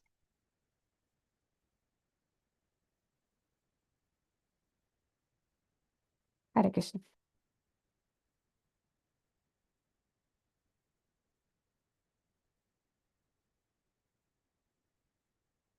വൈദിക വിജ്ഞാന സമ്പ്രദായത്തിൽ വിദ്യാർത്ഥികളെ തുടക്കം മുതൽ ഓം മുഴക്കുക ചെയ്യാനും ആത്മീയ ഗുരുവിനൊപ്പം പൂർണ്ണമായി ബ്രഹ്മചര്യത്തിൽ ജീവിച്ചുകൊണ്ട് പരമമായ അവ്യക്തമായ ബ്രഹ്മത്തെ പഠിക്കാനും പഠിപ്പിക്കുന്നു. വിദ്യാർത്ഥിയുടെ ആത്മീയ ജീവിതത്തിൽ പുരോഗതിക്ക് ഈ പരിശീലനം വളരെ അത്യാവശ്യമാണ്. എന്നാൽ ഇപ്പോൾ അത്തരം ബ്രഹ്മചാരി ജീവിതം സാധ്യമല്ല. ഒരാൾ ബ്രഹ്മചര്യം അനുഷ്ഠിക്കുന്നില്ലെങ്കിൽ ആത്മീയ ജീവിതത്തിൽ പുരോഗതി വളരെ ബുദ്ധിമുട്ടാണ്. അതാണ് ഇവിടെ പറയുന്ന ബ്രഹ്മചര്യം എന്ന് പറഞ്ഞാൽ അത് പ്രധാനമാണ്. അല്ലെങ്കിൽ ആത്മീയ ജീവിതം പാടുള്ളതായിരിക്കും നമുക്ക് ആത്മീയ ജീവിതം എന്ന് പറയുന്നത്. അതിനാൽ ഈ കലിയുഗത്തിൽ വേദഗ്രന്ഥങ്ങൾ അനുസരിച്ച് ഭഗവാൻ കൃഷ്ണന്റെ വിശുദ്ധ നാമങ്ങൾ ജപിക്കുകയല്ലാതെ ഈ യുഗത്തിൽ പരമമായ സാക്ഷാത്കാര പ്രക്രിയ സാധ്യമല്ലെന്ന് ഭഗവാൻ ചൈതന്യൻ മഹാപ്രഭു പ്രഖ്യാപിച്ചു. അതാണ് ബ്രഹ്മചര്യ ദീക്ഷയില്ലെങ്കിൽ ആത്മീയ പുരോഗതി പ്രയാസമാണ്. ഈ കലിയുഗത്തിൽ അത് വളരെ ഇപ്പൊ ഈ പറയുന്ന യോഗാഭ്യാസം യോഗമിശ്ര ഭക്തി എന്ന് പറഞ്ഞാൽ ഈ കലിയുഗത്തിലുള്ളവർക്ക് ചെയ്യാൻ പറ്റുന്ന ഒന്നല്ല. അതുകൊണ്ട് അവർക്ക് ഏറ്റവും എളുപ്പത്തിൽ ഈ യുഗത്തില് പരമമായ സാക്ഷാത്കാര പ്രക്രിയയിൽ എത്തിക്കുന്ന ആ പ്രക്രിയ അത് ചൈതന്യ മഹാപ്രഭു പറഞ്ഞു തന്നു. നമ്മുടെ നാമസങ്കീർത്തനം ഹരേ കൃഷ്ണ കൃഷ്ണ കൃഷ്ണ ഹരേ ഹരേ, ഹരേ രാമ രാമ രാമ ഹരേ ഹരേ. ഈ ഹരേ കൃഷ്ണ മഹാമന്ത്രത്തിൽ ഓമുണ്ട്, ബ്രഹ്മമുണ്ട്, പരമാത്മാവുണ്ട്, ഭഗവാനുണ്ട്, എല്ലാം അടങ്ങിയിട്ടുള്ളതാണ് ഹരേ കൃഷ്ണ മഹാമന്ത്രം. അപ്പോൾ ഓം എന്ന മന്ത്രം ജപിച്ചാൽ അവര് മാക്സിമം എവിടെ വരെ എത്തുകയുള്ളൂ? ബ്രഹ്മജ്യോതി വരെ എത്തുകയുള്ളൂ. ഭഗവാന്റെ ഗോലോക വൃന്ദാവനത്തിലോ വൈകുണ്ഠത്തിലോ എത്താൻ സാധിക്കില്ല. ബ്രഹ്മ സാക്ഷാത്കാരം വരെ അവർക്ക് എത്താൻ സാധിക്കുള്ളൂ ഓം എന്ന് മാത്രം ജപിക്കുന്നവർക്ക്. എന്നാൽ ഹരേ കൃഷ്ണ മഹാമന്ത്രം ജപിക്കുക മാത്രം ചെയ്ത് ഗോലോക വൃന്ദാവനത്തിൽ എത്താൻ സാധിക്കും. ഓം നമോ ഭഗവതേ വാസുദേവായ, ഓം നമോ നാരായണായ, ഇതെല്ലാം ഭഗവത് സാക്ഷാത്കാരത്തിൽ എത്തുന്നതാണ്. എന്നാൽ ഓം മാത്രം ജപിച്ചാൽ അത് ബ്രഹ്മത്തിൽ മാത്രമേ എത്തുകയുള്ളൂ. അപ്പൊ വേദങ്ങളൊക്കെ പഠിച്ച് വേദങ്ങളൊക്കെ വായിച്ച് പരമസത്യത്തെ മനസ്സിലാക്കുന്നവർ ഓം അക്ഷരം അല്ലെ ബ്രഹ്മത്തിൽ മാത്രമേ അവരെത്തുകയുള്ളൂ. അവരുടെ അൾട്ടിമേറ്റ് മാക്സിമം അവിടം വരെ എത്തുകയുള്ളൂ. എന്നാൽ ഭക്തന്മാർ ഭഗവാനിലാണ് ലയിക്കുന്നത്, ഭഗവാനിലാണ് ആശ്രയിക്കുന്നത്. ആ ഭഗവാന്റെ നാമം ജപിക്കുമ്പോൾ അവർക്ക് ഭഗവത് ധാമത്തിൽ പോയി ഭഗവാന്റെ ദാസനായിട്ട് അവിടെ നമ്മളുടെ ശാശ്വതമായ രൂപത്തിലേക്ക് എത്താൻ സാധിക്കും. ഇനി 12ാമത്തെ ശ്ലോകം. സർവദ്വാരാണി സംയമ്യ മനോഹൃതി നിരുദ്ധ്യ ച മൂർധന്യാധായ ആത്മാനാ പ്രാണമാസ്ഥിതോ യോഗധാരണാം. ഇതിലെ ആദ്യത്തെ ലൈൻ ഹൃദി നിരുദ്ധ്യ ച എന്ന് പറയുന്നത് നമ്മുടെ അഷ്ടാംഗ യോഗയിലെ 8 അംഗങ്ങളുണ്ടല്ലോ, അതില് പ്രത്യാഹാരമാണ് ഈ പറയുന്നത്. യമ നിയമ ആസന പ്രാണായാമ പ്രത്യാഹാര. ആ പ്രത്യാഹാരയെ കുറിച്ചാണ് ഭഗവാൻ ആദ്യത്തെ ലൈനിൽ സർവദ്വാരാണി സംയമ്യ മനോഹൃതി നിരുദ്ധ്യജ, പ്രത്യാഹാരത്തെ കുറിച്ച് പറയുന്നു. രണ്ടാമത്തെ ലൈൻ മൂർധന്യാധായാത്മന പ്രാണമാസ്ഥിതോ യോഗധാരണ, അത് ധാരണയെ കുറിച്ചാണ് പറയുന്നത്. പ്രത്യാഹാര കഴിഞ്ഞ് അടുത്ത അംഗമാണ് ധാരണ. അപ്പൊ ഇവിടെ പറഞ്ഞ പ്രകാരം യോഗം പരിശീലിക്കണമെങ്കിൽ ആദ്യമായി വേണ്ടത് ഇന്ദ്രിയങ്ങളുടെ കഥ കടക്കുകയാണ്. ഇപ്രകാരം ഇന്ദ്രിയങ്ങളെ സംയമിച്ച് മനസ്സിനെ ഹൃദയത്തിൽ ഏകാഗ്രമാക്കുകയും പ്രാണവായുവിനെ മൂർധാവിൽ സ്ഥിരീകരിക്കുകയും ചെയ്താൽ യോഗസ്ഥനാകാം. അപ്പൊ നേരത്തെ പ്രാണവായു പിരികത്തിന്റെ ഇടയിലായിരുന്നു, ഇപ്പൊ പ്രാണവായുവിനെ എങ്ങോട്ടാണ് കൊണ്ടുപോയിരിക്കുന്നത്? മൂർധാവിലേക്ക് സ്ഥിരീകരിക്കുമ്പോഴാണ് യോഗസ്ഥനാകുന്നത്. ഇപ്പൊ ഇന്ദ്രിയങ്ങളുടെ എല്ലാ വാതിലുകളും അടയ്ക്കുക എന്ന് പറയുന്നത് അതാണ് പ്രത്യാഹാര പ്രക്രിയ. അതായത് ഇന്ദ്രിയ വസ്തുക്കളിൽ നിന്നെല്ലാം പിൻവലിക്കുകയാണ് ഇന്ദ്രിയങ്ങളെ. മനസ്സിനെ ഹൃദയത്തിൽ ഉറപ്പിക്കുന്നതാണ് മനോഹൃതി നിരുദ്ധ്യച്ച. മനസ്സിനെ ഹൃദയത്തിൽ ഉറപ്പിക്കുന്നു. പിന്നെ നമ്മുടെ തലയിൽ, ആ തലയൊട്ടിയുടെ ഇടയിലുള്ള ആ ഭാഗത്തിലേക്ക് പ്രാണനെ മൂർധനി ആധായാത്മന പ്രാണം, തലയുടെ മുകളിൽ പ്രാണനെ ഉറപ്പിക്കുന്നു. അങ്ങനെ ചെയ്താൽ യോഗധാരണാം, യോഗസ്ഥനാകാം, അതായത് കൃഷ്ണനെ പൂർണ്ണമായി അഭയം പ്രാപിക്കാമെന്ന് പറയുന്നു. അപ്പൊ ഇവിടെ പ്രത്യാഹാരം പറയുന്നു. അതാണ് കണ്ണ്, ചെവി, മൂക്ക്, നാക്ക്, ത്വക്ക് എന്നിവയെല്ലാം സ്വാനുഭവങ്ങളിൽ ഏർപ്പെടാൻ അനുവദിക്കാതെ പൂർണ്ണമായി നിയന്ത്രിക്കണം. ഇങ്ങനെ ഈ ഇന്ദ്രിയങ്ങളെയൊക്കെ വാതിലുകളൊക്കെ അടച്ച് നിയന്ത്രിച്ചാലേ നമ്മളുടെ ഹൃദയത്തില് മനസ്സ് ഭഗവാനിലേക്ക് ഉറപ്പിക്കാൻ സാധിക്കും. ഇന്ദ്രിയങ്ങളെ തുറന്നു വിട്ടാൽ മനസ്സിന് കോൺസെൻട്രേഷൻ കിട്ടില്ല. ഇന്ദ്രിയങ്ങളുടെ വാതിലുകളൊക്കെ അടച്ച് മനസ്സിനെ ഹൃദയസ്ഥനായ പരമാത്മാവിൽ ഉറയ്ക്കും. പ്രാണശക്തി മൂർധാവിലേക്ക് ഉയരും. അങ്ങനെ ഉറച്ചതിന് ശേഷം നേരത്തെ പിരികത്തിന്റെ ഇടയിൽ ഉണ്ടായിരുന്ന ആ പ്രാണനെ മൂർധാവിലേക്ക് ഉയർത്തുകയാണ് ചെയ്യുന്നത്. ഇനി അടുത്ത 446 പേജില് എന്നാൽ ഒന്ന് വായിക്കാമോ? എന്നാൽ മുമ്പ് പ്രസ്താവിച്ചതുപോലെ, അതൊന്ന് വായിക്കാമോ? എന്നാൽ മുമ്പ് പ്രസ്താവിച്ചതുപോലെ ഈ പരിശീലനം ഈ യുഗത്തിൽ പ്രായോഗികമല്ല. കൃഷ്ണാവബോധമാണ് ഇക്കാലത്തെ അത്യുത്തമമായ പ്രക്രിയ. ഭക്തിപരമായ സേവനത്തിൽ മുഴുകി എപ്പോഴും കൃഷ്ണനിൽ തന്നെ മനസ്സുറപ്പിക്കാൻ സാധിച്ചാൽ ആ മനുഷ്യന് ഇളക്കമറ്റ അതീന്ദ്രിയ സമാധി അനായാസേന ലഭ്യമായി തീരും. ഹരേ കൃഷ്ണ. ഹരേ കൃഷ്ണ. അതാണ് പ്രാക്ടിക്കലായിട്ട് ഈ പറഞ്ഞ കാര്യമൊന്നും നമുക്ക് ചെയ്യാൻ സാധിക്കില്ല. ഈ യുഗത്തിൽ പ്രായോഗികമായിട്ടുള്ള കാര്യമല്ല. ഇങ്ങനെ ഇന്ദ്രിയങ്ങളൊക്കെ അടച്ച് നമ്മുടെ മനസ്സിനെ കോൺസെൻട്രേറ്റ് ചെയ്ത് പ്രാണവായുവിനെ മൂർധാവിൽ കൊണ്ടെത്തിക്കുകയൊന്നും ഈ യുഗത്തിൽ സാധ്യമല്ല. പക്ഷെ എന്താണ് സാധ്യം? ഭക്തിപരമായ സേവനത്തിൽ മുഴുകി എപ്പോഴും കൃഷ്ണനിൽ തന്നെ മനസ്സുറപ്പിക്കാൻ സാധിച്ചാൽ ആ മനുഷ്യന് ഇളക്കമറ്റ അതീന്ദ്രിയ സമാധി അനായാസേന ലഭിക്കും. നമ്മള് യുക്തവൈരാഗ്യം, നമ്മളെ ഇന്ദ്രിയങ്ങളെ അടക്കി വെക്കുകയല്ല, നമ്മളെ ഇന്ദ്രിയങ്ങളെല്ലാം ഭഗവാന് വേണ്ടി ഉപയോഗിക്കുകയാണ് ചെയ്യുന്നത്. വാതിൽ അടയ്ക്കാതെ ഇന്ദ്രിയങ്ങളുടെ വാതിലുകളെല്ലാം ഭഗവത് സേവനത്തിന് വേണ്ടി ഉപയോഗിച്ച് ഭക്തിയുത സേവനം ചെയ്താണ് നമുക്ക് പെട്ടെന്ന് അനായാസേന ഈ ഒരു ഭഗവാനെ പ്രാപിക്കാൻ സാധിക്കും. ഇനി 13ാമത്തെ ശ്ലോകം. ഓമിത്യേകാക്ഷരം ബ്രഹ്മ വ്യാഹരൻ മാമനുസ്മരൻ യഃ പ്രയാതി ത്യജൻ ദേഹം സയാതി പരമാം ഗതിം. അപ്പൊ ഇവിടെ പ്രത്യാഹാര ധാരണ, അടുത്തത് ധ്യാന സമാധി. അടുത്ത 7ഉം 8ഉം അഷ്ടാംഗയോഗയുടെ 7ാമത്തെ 8ാമത്തെയും അംഗമാണ് ധ്യാന സമാധി. ആദ്യത്തെ ലൈൻ ധ്യാനത്തെക്കുറിച്ചും 2ാമത്തെ ലൈൻ സമാധിയെക്കുറിച്ചും പറയാണ്. ഇങ്ങനെ യോഗസ്ഥനായി ഓം എന്ന ഉത്തമമായ വിശുദ്ധാക്ഷര സംയോഗം ഉച്ചരിച്ചുകൊണ്ടും പരമദിവ്യോത്തമ പുരുഷനെ സ്മരിച്ചുകൊണ്ടും ശരീരം ത്യജിക്കുന്നവൻ ആധ്യാത്മിക ലോകത്തിലെത്തും, സംശയമില്ല. പരമാം ഗതി എന്ന് പറഞ്ഞാൽ പരമമായ ഗതിയിലെത്തും, അതായത് ഭഗവാന്റെ ആധ്യാത്മിക ലോകത്തിലെത്തും. അപ്പൊ ഇവിടെ നമുക്ക് ആചാര്യന്മാരുടെ കമന്ററി വായിച്ചാൽ മനസ്സിലാകും, ഇങ്ങനെ ചെയ്യുന്നവർ ഭഗവാന്റെ ധാമത്തിലെത്തും. പക്ഷെ മാക്സിമം അവർക്ക് എത്താൻ സാധിക്കുന്ന വൈകുണ്ഠ ലോകം വരെ എത്തുകയുള്ളൂ. വൈകുണ്ഠ ലോകത്തിൽ തന്നെ സാലോക്യ സാഷ്ടി മുക്തിയിലായിരിക്കും എത്തുക. ഗോലോക വൃന്ദാവനത്തിൽ അവർക്ക് എൻട്രി ഇല്ല. അതെന്തുകൊണ്ടാണ്? കൂടാതെ സാമീപ്യ സാരൂപ്യ മുക്തി പോലും ലഭിക്കില്ല. സാലോക്യ സാഷ്ടി മുക്തിയിലാണ് എത്തുക. ഗോലോക വൃന്ദാവനത്തിൽ എത്തണമെങ്കിൽ നമ്മളുടെ മുക്തി പോലും ആഗ്രഹിക്കാത്ത അവസ്ഥയിലെത്തണം അല്ലെ? ശുദ്ധമായ ഭക്തി, അന്യാഭിലാഷിതാ ശൂന്യം. ഇപ്പൊ ഈ പറയുന്ന യോഗ പ്രാക്ടീസ് എന്ന് പറഞ്ഞാൽ ഇവരൊക്കെ യോഗികൾ ചെയ്യുന്നതാണ്. ആ യോഗികൾക്ക് ആ ഒരു താല്പര്യമുണ്ട്. അവർക്ക് ഈ ഭൗതികതയിൽ നിന്ന് പോയി എനിക്ക് മുക്തി ലഭിക്കണം എന്നൊരു ആഗ്രഹം വരുന്നുണ്ട്.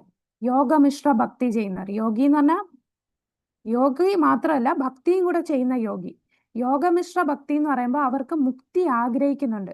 പക്ഷെ അനന്യഭക്തി ഉള്ളവർക്ക് മുക്തി പോലും ആഗ്രഹിക്കുന്നില്ല. ഭഗവാൻ എന്താഗ്രഹിക്കുന്നോ അത് മാത്രം. എനിക്ക് മുക്തി പോലും വേണ്ട എന്ന് പറയുന്ന അത്രയും കേവല ഭക്തി ഉള്ളവരാണ് ഗോലോക വൃന്ദാവനത്തില് ഭഗവാന്റെ അടുത്ത് എത്തുന്ന ശുദ്ധഭക്തി, അനന്യഭക്തി. അപ്പൊ ഇത്രയും നേരം നമ്മൾ പറഞ്ഞ ഈ ഭക്തി ശുദ്ധഭക്തി അല്ല, യോഗമിശ്ര ഭക്തിയാണ്.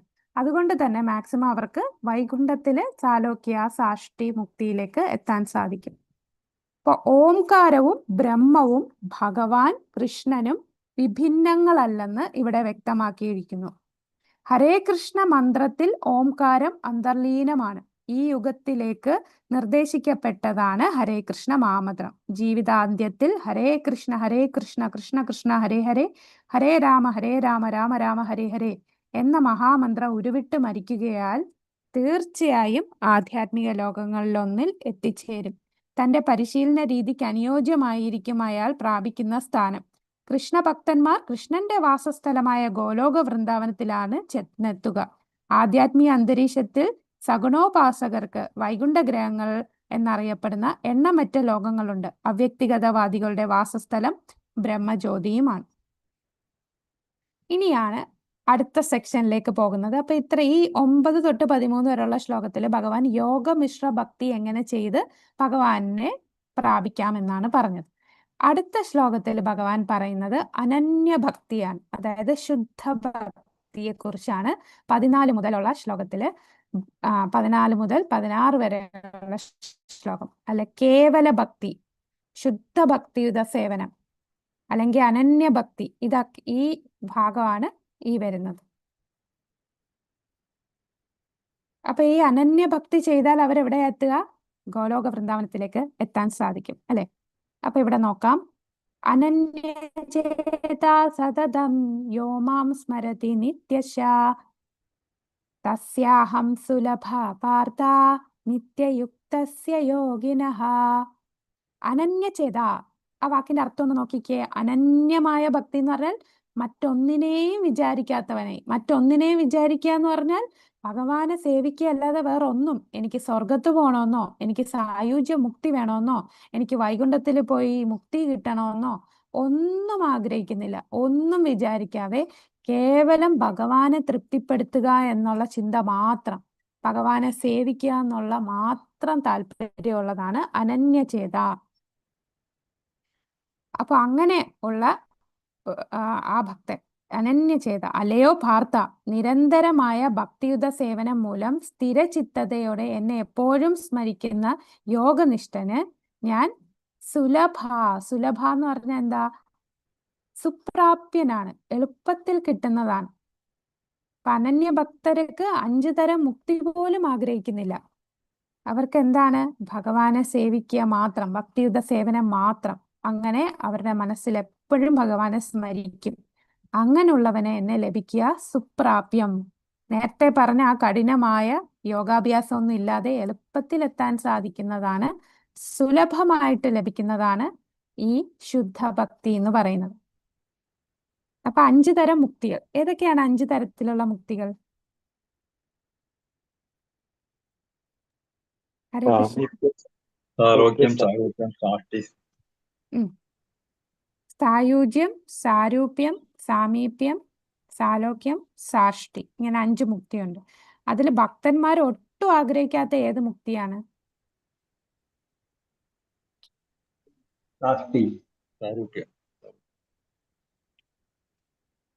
അല്ല, സായുജ്യ മുക്തി എന്ന് പറഞ്ഞാൽ ബ്രഹ്മജ്യോതിയിൽ ലയിക്കുന്നതാണ് സായുജ്യ മുക്തി.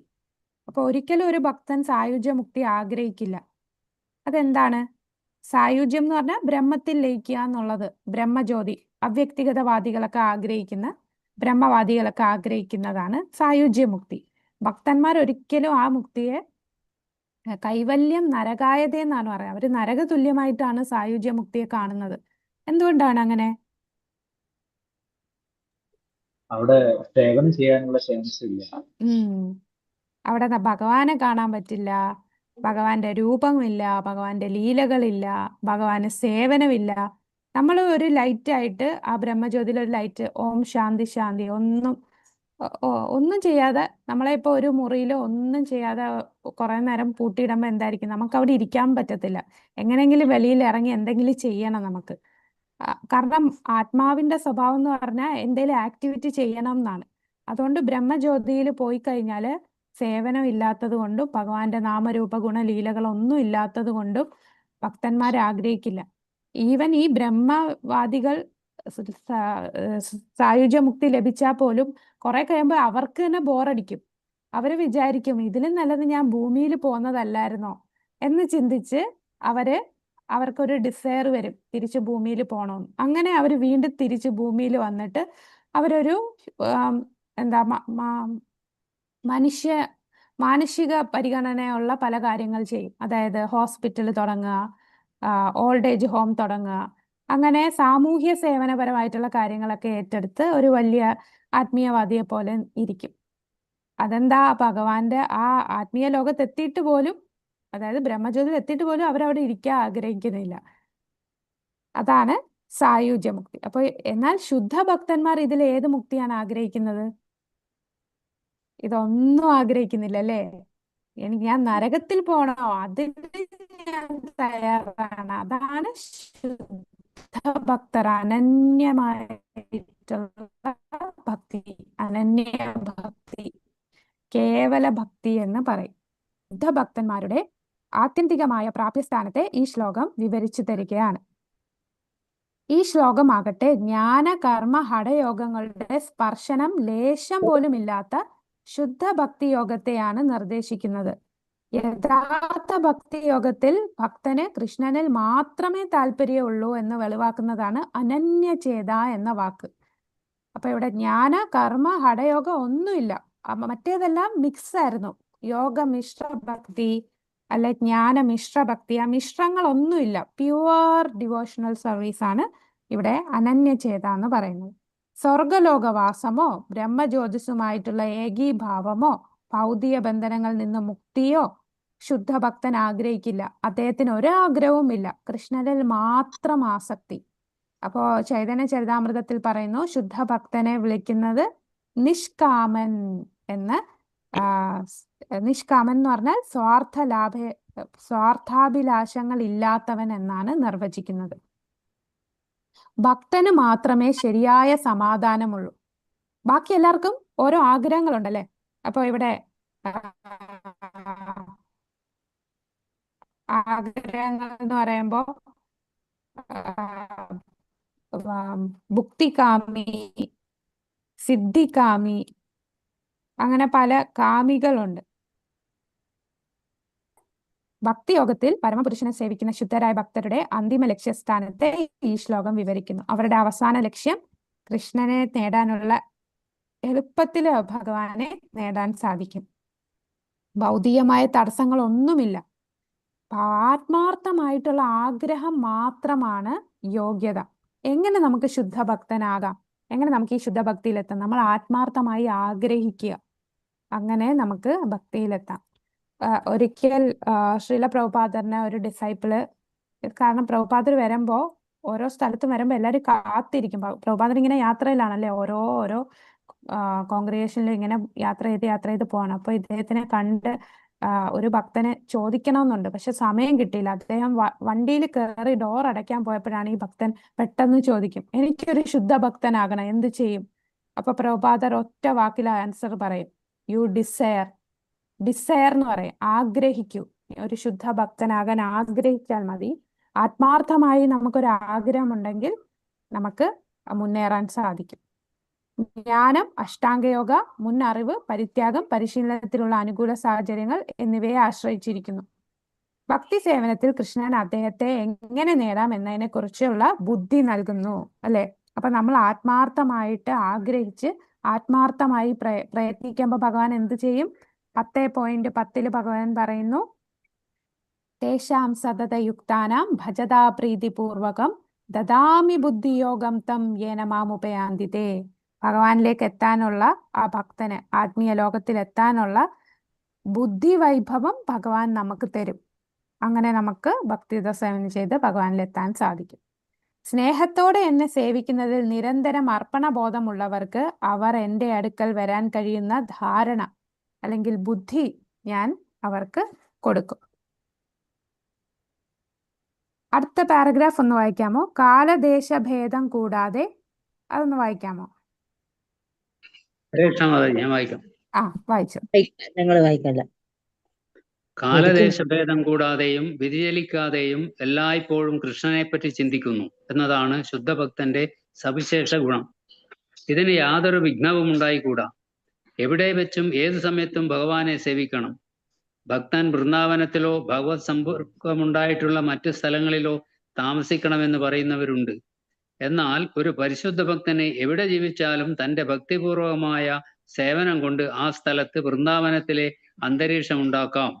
അദ്വൈതാചാര്യർ ശ്രീ ചൈതന്യ മഹാപ്രഭുവിനോട് പറയുന്നു, ഭഗവാനെ, അങ്ങ് എവിടെയുണ്ടോ അവിടം വൃന്ദാവനമാണ്. ഹരേ കൃഷ്ണ. ഹരേ കൃഷ്ണ, ഹരേ കൃഷ്ണ. ആ, ഓക്കെ, ഇത് മതി.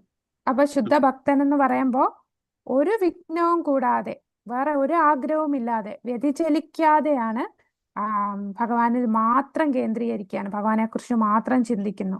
ഏതവസ്ഥയിലും. ഇപ്പൊ വൃന്ദാവനത്തിൽ പോയാലേ എനിക്ക് ഭക്തി ചെയ്യാൻ പറ്റൂ, അങ്ങനെയില്ല. പരിശുദ്ധ ഭക്തൻ നരകത്തിലാണെങ്കിൽ പോലും ആ പരിശുദ്ധ ഭക്തൻ ഭക്തി ചെയ്യും. ഏത് അന്തരീക്ഷത്തിലും പരിശുദ്ധ ഭക്തന് അത് ബാധിക്കുകയില്ല. അപ്പൊ ഭഗവാനെ അങ്ങ് എവിടെയുണ്ടോ അവിടമാണ് വൃന്ദാവനം എന്ന് അദ്വൈതാചാര്യർ ചൈതന്യ മഹാപ്രഭുവിനോട് പറയുന്നു. ബാക്കിയുള്ളവരെങ്ങനെയാണ്? ജ്ഞാനം, കർമ്മം, ഹഠയോഗം ഒക്കെ ചെയ്യുന്നവര്, അവർക്കൊക്കെ പല ആഗ്രഹങ്ങൾ കാണും.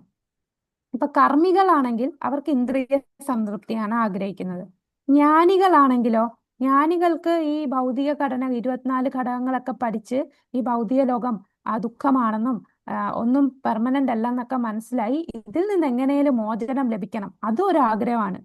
പക്ഷെ ഒരു ശുദ്ധ ഭക്തൻ അതുപോലും ആഗ്രഹിക്കുന്നില്ല. എനിക്ക് ഈ ദുരിതങ്ങളിൽ നിന്ന് മോചനം വേണമെന്ന് പോലും ആഗ്രഹിക്കുന്നില്ല.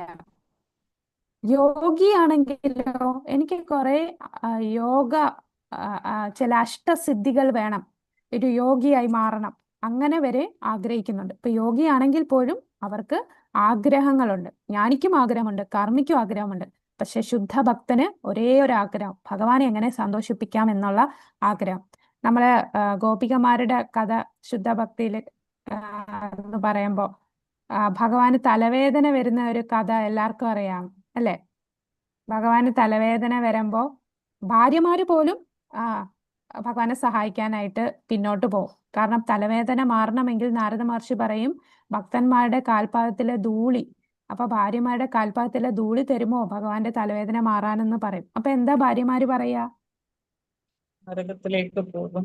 താങ്കൾ എന്താ നാരദ മഹർഷി താങ്കളീ പറയുന്ന ഞങ്ങൾ ത്തിലേക്ക് പോകണമെന്നാണോ അങ്ങ് ആഗ്രഹിക്കുന്ന? ഭഗവാൻ പരമദിവ്യോത്തമ പുരുഷനായ ഭഗവാന് ഞങ്ങളുടെ ധൂളി കൊടുക്കുക എന്ന് പറഞ്ഞാൽ നരകത്തിലേക്ക് പോകുമെന്ന് പറയും. അതെ. എന്നാൽ ഇതേ ചോദ്യം ഗോപികമാരോട് ചോദിച്ചപ്പോ എന്താ പറഞ്ഞത്? നരകത്തിൽ പോകാനും തയ്യാറാണ് ഭഗവാന്റെ തലവേദന മാറിയാൽ മതി. അതാണ് അനന്യഭക്തിയായിട്ട് പറയുന്നത്. അപ്പൊ ശുദ്ധ ഭക്തര് നരകത്തിൽ പോകാനും തയ്യാറാണ്, ഭഗവാന്റെ പ്രീതി മാത്രം ആഗ്രഹിക്കുന്നു. ഭഗവാന്റെ ശുദ്ധ ഭക്തനെ നിഷ്കാമൻ എന്ന് വിശേഷിപ്പിക്കാൻ ശ്രീല പ്രഭുപാദർ ചൈതന്യ ചരിതാമൃതത്തിൽ പറയുന്നുണ്ട്. കൃഷ്ണ ഭക്ത നിഷ്കാമ ദേവ ശാന്ത ഭുക്തി മുക്തി സിദ്ധിക്കാമി സകലിയ ശാന്ത. അതാണ് കൃഷ്ണ ഭക്തരാണ് ആക്ച്വലി ശാന്തരായിട്ടുള്ളത്, പീസ്ഫുൾ ആണ്. ബാക്കി എല്ലാവരും അശാന്തരാണ്. കാരണം അവർക്കൊക്കെ ഓരോ ആഗ്രഹമുണ്ട്. ഭുക്തി മുക്തി സിദ്ധിക്കാമി, ഭുക്തികാമി എന്ന് പറഞ്ഞാൽ ഭൗതിക ആഗ്രഹങ്ങൾ ആഗ്രഹിക്കുന്ന കർമ്മികൾ, മുക്തികാമി മുക്തി ലഭിക്കണമെന്ന് ആഗ്രഹിക്കുന്ന ജ്ഞാനികൾ, സിദ്ധികാമി യോഗികൾ, എനിക്ക് അഷ്ടസിദ്ധി വരണമെന്ന് ആഗ്രഹിക്കുന്നവർ, ഇവരെല്ലാം അശാന്തരാണ്. കൃഷ്ണഭക്തൻ ആഗ്രഹമില്ലാത്തതിനാൽ അവൻ ശാന്തനാണ്. ഫലഭൂയിഷ്ഠരായ തൊഴിലാളികൾ ഭൗതിക സുഖം ആഗ്രഹിക്കുന്നു, ജ്ഞാനികൾ മുക്തി ആഗ്രഹിക്കുന്നു, യോഗികൾ ഭൗതിക ഐശ്വര്യം ആഗ്രഹിക്കുന്നു, അതിനാൽ അവരെല്ലാം കാമഭ്രാന്തന്മാരാണ്. അവർക്ക് സമാധാനമായിരിക്കാൻ കഴിയില്ല. ഇനി ഇവിടെ ഈ ഈ ഇതിന്റെ ഭാവാർത്ഥത്തിൽ സതതം നിത്യസ, എപ്പോഴും പതിവായി എല്ലാ ദിവസവും എന്ന് അർത്ഥമാക്കുന്നു. അപ്പൊ കൃഷ്ണനെ നിരന്തരം നിത്യം സ്മരിക്കുകയും ധ്യാനിക്കുകയും ചെയ്യുന്ന ശുദ്ധ ഭക്തരെ സൂചിപ്പിക്കുകയാണത്. അങ്ങനെ ഭഗവാന്റെ ശ്രദ്ധ നേടുന്നു. അപ്പം കൃഷ്ണഭക്തി ഒരു ദിവസം അല്ലെങ്കിൽ ക്ഷേത്രത്തിൽ പോകുമ്പോൾ ഏകാദശി ദിവസം മാത്രം അങ്ങനെയല്ല, നിത്യം എല്ലാ ദിവസവും പതിവായി 24 മണിക്കൂറും അതാണ് നിരന്തരം ഭഗവാനെ സ്മരിക്കുന്നു. വൃന്ദാവനം സൃഷ്ടിക്കുന്ന ഒരു ശുദ്ധ ഭക്തന് എവിടെയും വൃന്ദാവനം സൃഷ്ടിക്കാൻ കഴിയും. അതാണ് ചൈതന്യ മഹാപ്രഭുവിന്റെ അടുത്ത് അദ്വൈതാചാര്യർ പറയല്ലേ, ഭഗവാനെ അങ്ങ് എവിടെയാണോ അവിടെയാണ് വൃന്ദാവനം. ഇനി ഭക്തിയോഗയുടെ 5 വഴികൾ: ശാന്തരസം, ദാസ്യം, സഖ്യം, വാത്സല്യം, മാധുര്യം, അല്ലെ? അങ്ങനെ ഈ 5 രസത്തിൽ ഭഗവാനെ നമുക്ക് സേവിക്കാൻ സാധിക്കും. ഹരേ കൃഷ്ണ മഹാമന്ത്രം ജപിക്കുന്ന കൃഷ്ണാബോധ പ്രക്രിയയുടെ മഹത്തായ അനുഗ്രഹം ഇതാണ്. ശുദ്ധമായ ഭക്തനും ഭഗവാനും ഒരു നിമിഷം പോലും പരസ്പരം മറക്കുന്നില്ല. ഇപ്പൊ ശാന്തരസം എന്ന് പറഞ്ഞാൽ എന്താണ്?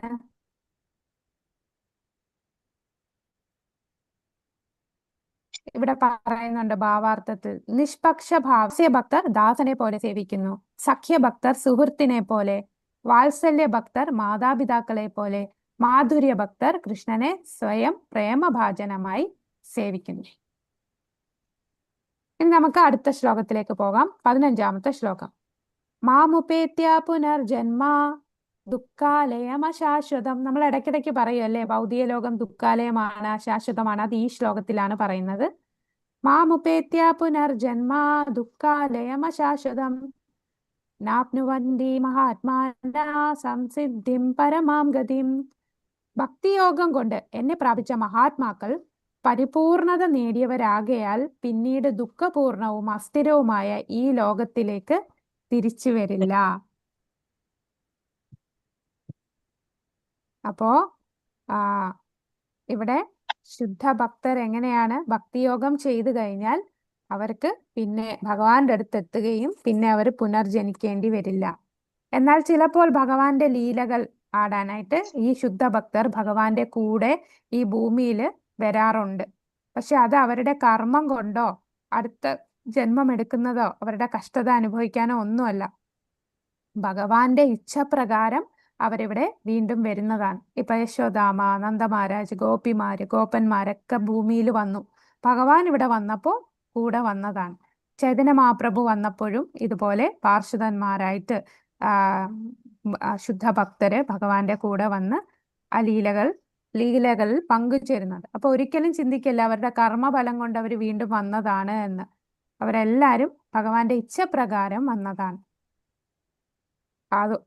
ആ ശുദ്ധ ഭക്തർക്ക് ഒരിക്കലും ജനന മരണം ബാധിക്കുകയില്ല, അവർക്ക് കഷ്ടതകളും ഉണ്ടാവില്ല. അത്തരം മഹാത്മാക്കൾ പരമമായ കൃഷ്ണനെ നേരിട്ട് പ്രാപിക്കുന്നു. ഏറ്റവും ഉയർന്ന വൈകുണ്ഠഗ്രഹത്തിൽ നിന്ന് ഒരിക്കലും താഴേക്ക് വരികയില്ല. കാരണം താൽക്കാലിക ലോകത്തേക്ക് മടക്കമില്ല. ഭൗതിക ലോകം ദുരിതങ്ങൾ നിറഞ്ഞതാണ്. കൂടാതെ അവർ അത്യുന്നതമായ പൂർണ്ണത കൈവരിച്ചിരിക്കുന്നു. വേദഗ്രന്ഥങ്ങൾ പരമോന്നത ഗ്രഹത്തെ അവ്യക്തം, അക്ഷരം, പരമഗതി എന്നിങ്ങനെ വിശേഷിപ്പിക്കുന്നു. അവ്യക്തവും അക്ഷരവും ഭൗതിക ദർശനത്തിന് അപ്പുറമുള്ളതും വിശദീകരിക്കാനാകാത്തതുമായ ഗ്രഹമാണ്. പരമഗതി, പരമമായ ലക്ഷ്യസ്ഥാനം, മഹാത്മാക്കളുടെ ലക്ഷ്യസ്ഥാനം. ശ്രീല പ്രഭുപാദർ മഹാത്മാക്കളെ ഭാവാർത്ഥത്തിൽ വിവരിക്കുന്നത് ഇങ്ങനെയാണ്: മഹാത്മാക്കൾ സാക്ഷാത്കരിച്ച ഭക്തരിൽ നിന്ന് അതീന്ദ്രിയ സന്ദേശങ്ങൾ സ്വീകരിക്കുകയും അങ്ങനെ ക്രമേണ കൃഷ്ണാബോധത്തിൽ ഭക്തി സേവനം വികസിപ്പിക്കുകയും അതീന്ദ്ര സേവനത്തിൽ മുഴുകുകയും ചെയ്യുന്നു. അവർ ഭൗതിക ഗ്രഹങ്ങളിലേക്കൊന്നും ഉയർച്ച ആഗ്രഹിക്കുന്നില്ല. ഏതെങ്കിലും ആത്മീയ ഗ്രഹത്തിലേക്ക് മാറ്റാൻ പോലും അവർ ആഗ്രഹിക്കുന്നില്ല. അവർക്ക് വേണ്ടത് കൃഷ്ണനെയും കൃഷ്ണന്റെ കൂട്ടുകെട്ട് മാത്രമാണ്, മറ്റൊന്നുമില്ല. അതാണ് മഹാത്മാക്കൾ. കണ്ടോ, അവർക്ക് ഉയർന്ന ഗ്രഹത്തിലും പോകണ്ട, ഈവൻ ആത്മീയ ലോകത്ത് പോലും പോകാൻ ആഗ്രഹിക്കുന്നില്ല. ഭഗവാനെ എപ്പോഴും ഭഗവാന്റെ സ്മരണയിൽ ഇരിക്കുക, ഭഗവാനുമായി ഇവിടെ പറയുന്നുണ്ട് കൃഷ്ണനെ ഭജിക്കുക. ജീവിതത്തിൽ ഉന്നതമായ പൂർണ്ണത, കൃഷ്ണനുമായിട്ടുള്ള സമ്പർക്കമാണ് അവര് കാക്ഷിക്കുന്നത്. ഇതാണ് ജീവിതത്തിന്റെ ഉന്നതമായ പരിപൂർണത. വ്യക്തിഭാവത്തോടെ കൃഷ്ണനെ ഭജിക്കുന്നവരുടെ കാര്യമാണ് ഇവിടെ എടുത്തു കാട്ടിയിട്ടുള്ളത്. കൃഷ്ണാബോധം ഉദിച്ച ഈ ഭക്തന്മാർ അത്യുന്നതമായ ജീവിത പരിപൂർണത നേടുന്നു. ഇവരത്രേ സമുത്കൃഷ്ട ആത്മാക്കൾ. ഇനി അർജുനൻ ചോദിക്കുകയാണ്, ഇതെത്താത്തവർ, അതായത് ഈ പരിപൂർണതമായിട്ടുള്ള ശുദ്ധ ഭക്തിയിൽ എത്താത്തവർ, അവർക്ക് എന്താണ് സംഭവിക്കുക? അപ്പോഴാണ് ഭഗവാൻ ഈ പറയുന്നത്, ആ ബ്രഹ്മഭുവന ലോക പുനരാവർത്തിനോർജുന മാമുപേത്യാത്തു കൗന്ദേയ പുനർജന്മന വിദ്യത്തെ. ഭൗതിക ലോകത്തിൽ സർവോന്നതമായ ഗ്രഹം ബ്രഹ്മലോകം മുതൽ ഏറ്റവും അധമമായുള്ളവരെ ഓരോന്നും ജനന മരണങ്ങൾ ആവർത്തിച്ചുകൊണ്ടേയിരിക്കുന്ന ദുരിതപൂർണമായ സ്ഥലങ്ങളാണ്. കുന്തിപുത്ര, എന്റെ പരമപദത്തിലെത്തിയവനാകട്ടെ പിന്നെ ജന്മം എടുക്കേണ്ടി വരില്ല. അപ്പൊ ഈ ഭൗതിക ലോകത്ത് 14 ലോകത്തില് ഏറ്റവും ഉയർന്ന ലോകം ഏതാണ്? ഏറ്റവും ടോപ്പിലുള്ള ബ്രഹ്മലോകം, ബ്രഹ്മലോകം, സത്യലോകം. ആ ബ്രഹ്മലോകം അല്ലെ സത്യലോകത്തിൽ എത്തിയാൽ പോലും അവർക്കും മരണമുണ്ട്. ഏറ്റവും അധമമായിട്ടുള്ളതും ഏറ്റവും സർവോന്നതമായിട്ടുള്ള ഗ്രഹം മുതൽ അധമമായ ഗ്രഹത്തിൽ ഓരോന്നിലും ജനന മരണം ആവർത്തിച്ചു കൊണ്ടേയിരിക്കുകയാണ്. അങ്ങനെ ഈ ഭൗതിക ലോകം മൊത്തവും ദുരിതപൂർണമായിട്ടുള്ള സ്ഥലങ്ങളാണ്. എന്നാൽ കുന്തിപുത്ര, എന്റെ പരമപദത്തിലെത്തിയാൽ പിന്നീട് ജന്മം എടുക്കേണ്ടി വരില്ല. അല്ലെ? അപ്പൊ ബ്രഹ്മലോകം, ഇന്ദ്രലോകം, ചന്ദ്രലോകം എന്നീ പദങ്ങളിൽ നിന്ന് ഇപ്പം ഒരു ജീവാത്മാവ് അവിടെ എത്തിയെന്ന് വെച്ചോ, എന്തായിരിക്കും സംഭവിക്കുക? അവരുടെ ആ പുണ്യം ക്ഷയിച്ചു കഴിഞ്ഞാൽ വീണ്ടും അവർ താഴേക്ക് വരേണ്ടി വരും. ഭൗതിക ലോകത്തിലെ ഏറ്റവും ഉയർന്ന ഗ്രഹം മുതൽ താഴ്ന്നത് വരെ എല്ലാം ആവർത്തിച്ചുള്ള ജനന മരണവും നടക്കുന്ന ദുരിതങ്ങളുടെ സ്ഥലമാണ്. എന്നാൽ കൃഷ്ണന്റെ വാസസ്ഥലത്തിൽ എത്തുന്ന ഒരാൾ വീണ്ടും ജന്മം എടുക്കില്ല. എല്ലാത്തര യോഗികളും, കർമ്മയോഗി, ജ്ഞാനയോഗി, ഹഠയോഗി, കൃഷ്ണന്റെ വാസസ്ഥലത്തിലേക്ക് പോകുന്നതിന് മുമ്പ് കൃഷ്ണാബോധത്തിലേക്ക് വരണം. ഇതാണ് ഭക്തി കൊണ്ട് മാത്രം, ആ ശുദ്ധ ഭക്തിയിൽ എത്തിയാലേ ഭഗവാന്റെ ധാമത്തില്, ഗോലോക വൃന്ദാവനത്തിൽ എത്താൻ സാധിക്കുകയുള്ളൂ. ഏറ്റവും ഉയർന്ന ഭൗതിക ഗ്രഹങ്ങൾ നേടുന്നവർ ദേവന്മാരുടെ ഗ്രഹങ്ങൾ ആവർത്തിച്ചുള്ള ജനനത്തിനും മരണത്തിനും വിധേയമാകുന്നു. അവർ വീണ്ടും ഭൂമിയിലേക്ക് വീഴുന്നു. ഇനി ഒരാൾ ബ്രഹ്മലോകത്തിൽ പോകാൻ ആഗ്രഹിക്കുന്നെങ്കിൽ ചാന്തോക്യ ഉപനിഷത്തിൽ പറയുന്നുണ്ട്, പഞ്ചാഗ്നി വിദ്യ എന്ന യജ്ഞം അനുഷ്ഠിച്ചാൽ ഒരു മനുഷ്യന് ബ്രഹ്മലോകത്തിൽ എത്താൻ സാധിക്കും. എന്നാൽ എപ്പോഴാണ് തിരിച്ചു വരാതിരിക്കാനായിട്ട്? ആ ബ്രഹ്മലോകത്തിൽ എത്തിയിട്ട് അവിടെ കൃഷ്ണാവബോധം പരിശീലിക്കുകയാണെങ്കിൽ അയാൾക്ക് ഭൂമിയിലേക്ക് വരേണ്ടി വരില്ല. ബ്രഹ്മാവിന്റെ കാലം കഴിയുമ്പോൾ ബ്രഹ്മാവ് ഭക്തനാണെങ്കിൽ, ബ്രഹ്മാവ് ഭക്തിയുത സേവനം ചെയ്യുന്നു, അപ്പൊ ബ്രഹ്മലോകത്ത് ചെല്ലുന്ന നമ്മളും ഭക്തിയുത സേവനം ചെയ്താൽ ബ്രഹ്മാവിന്റെ ആയുസ് കഴിയുമ്പോൾ ഭഗവാന്റെ അടുത്ത് പോകാൻ സാധിക്കും. അല്ല, ബ്രഹ്മലോകത്തിൽ എത്തിയിട്ടും നമ്മൾ ഭക്തി പരിശീലിച്ചില്ല, കൃഷ്ണാബോധം പരിശീലിച്ചില്ല എങ്കിൽ തീർച്ചയായിട്ടും നമ്മളും വീണ്ടും ഭൂമിയിലേക്ക് തിരിച്ചു വരും. അപ്പൊ ഏത് ഗ്രഹത്തിൽ, ഉത്കൃഷ്ട ഗ്രഹങ്ങളിൽ വസിച്ച് കൃഷ്ണാബോധത്തിൽ പുരോഗമിക്കുന്നവർ കൂടുതൽ ഔത്കൃഷ്ടമുള്ള ഗ്രഹങ്ങളിലേക്ക് ക്രമേണ ഉയർന്ന് മഹാപ്രളയകാലത്ത് ശാശ്വതമായ ആത്മീയധാമത്തിൽ എത്തുന്നു. ശ്രീധരസ്വാമി ഗീതാഭാഷ്യത്തിൽ പറയുന്നു, ഭൗതിക പ്രപഞ്ചത്തിന്റെ നാശത്തിൽ ബ്രഹ്മാവും സദാ കൃഷ്ണാബോധനിരതരായ തന്റെ ഭക്തന്മാരും ആധ്യാത്മിക പ്രപഞ്ചത്തിലുള്ള തങ്ങളുടെ സവിശേഷ ഗ്രഹങ്ങളിൽ ഇഷ്ടാനുസരം ചെന്നു ചേരുന്നു.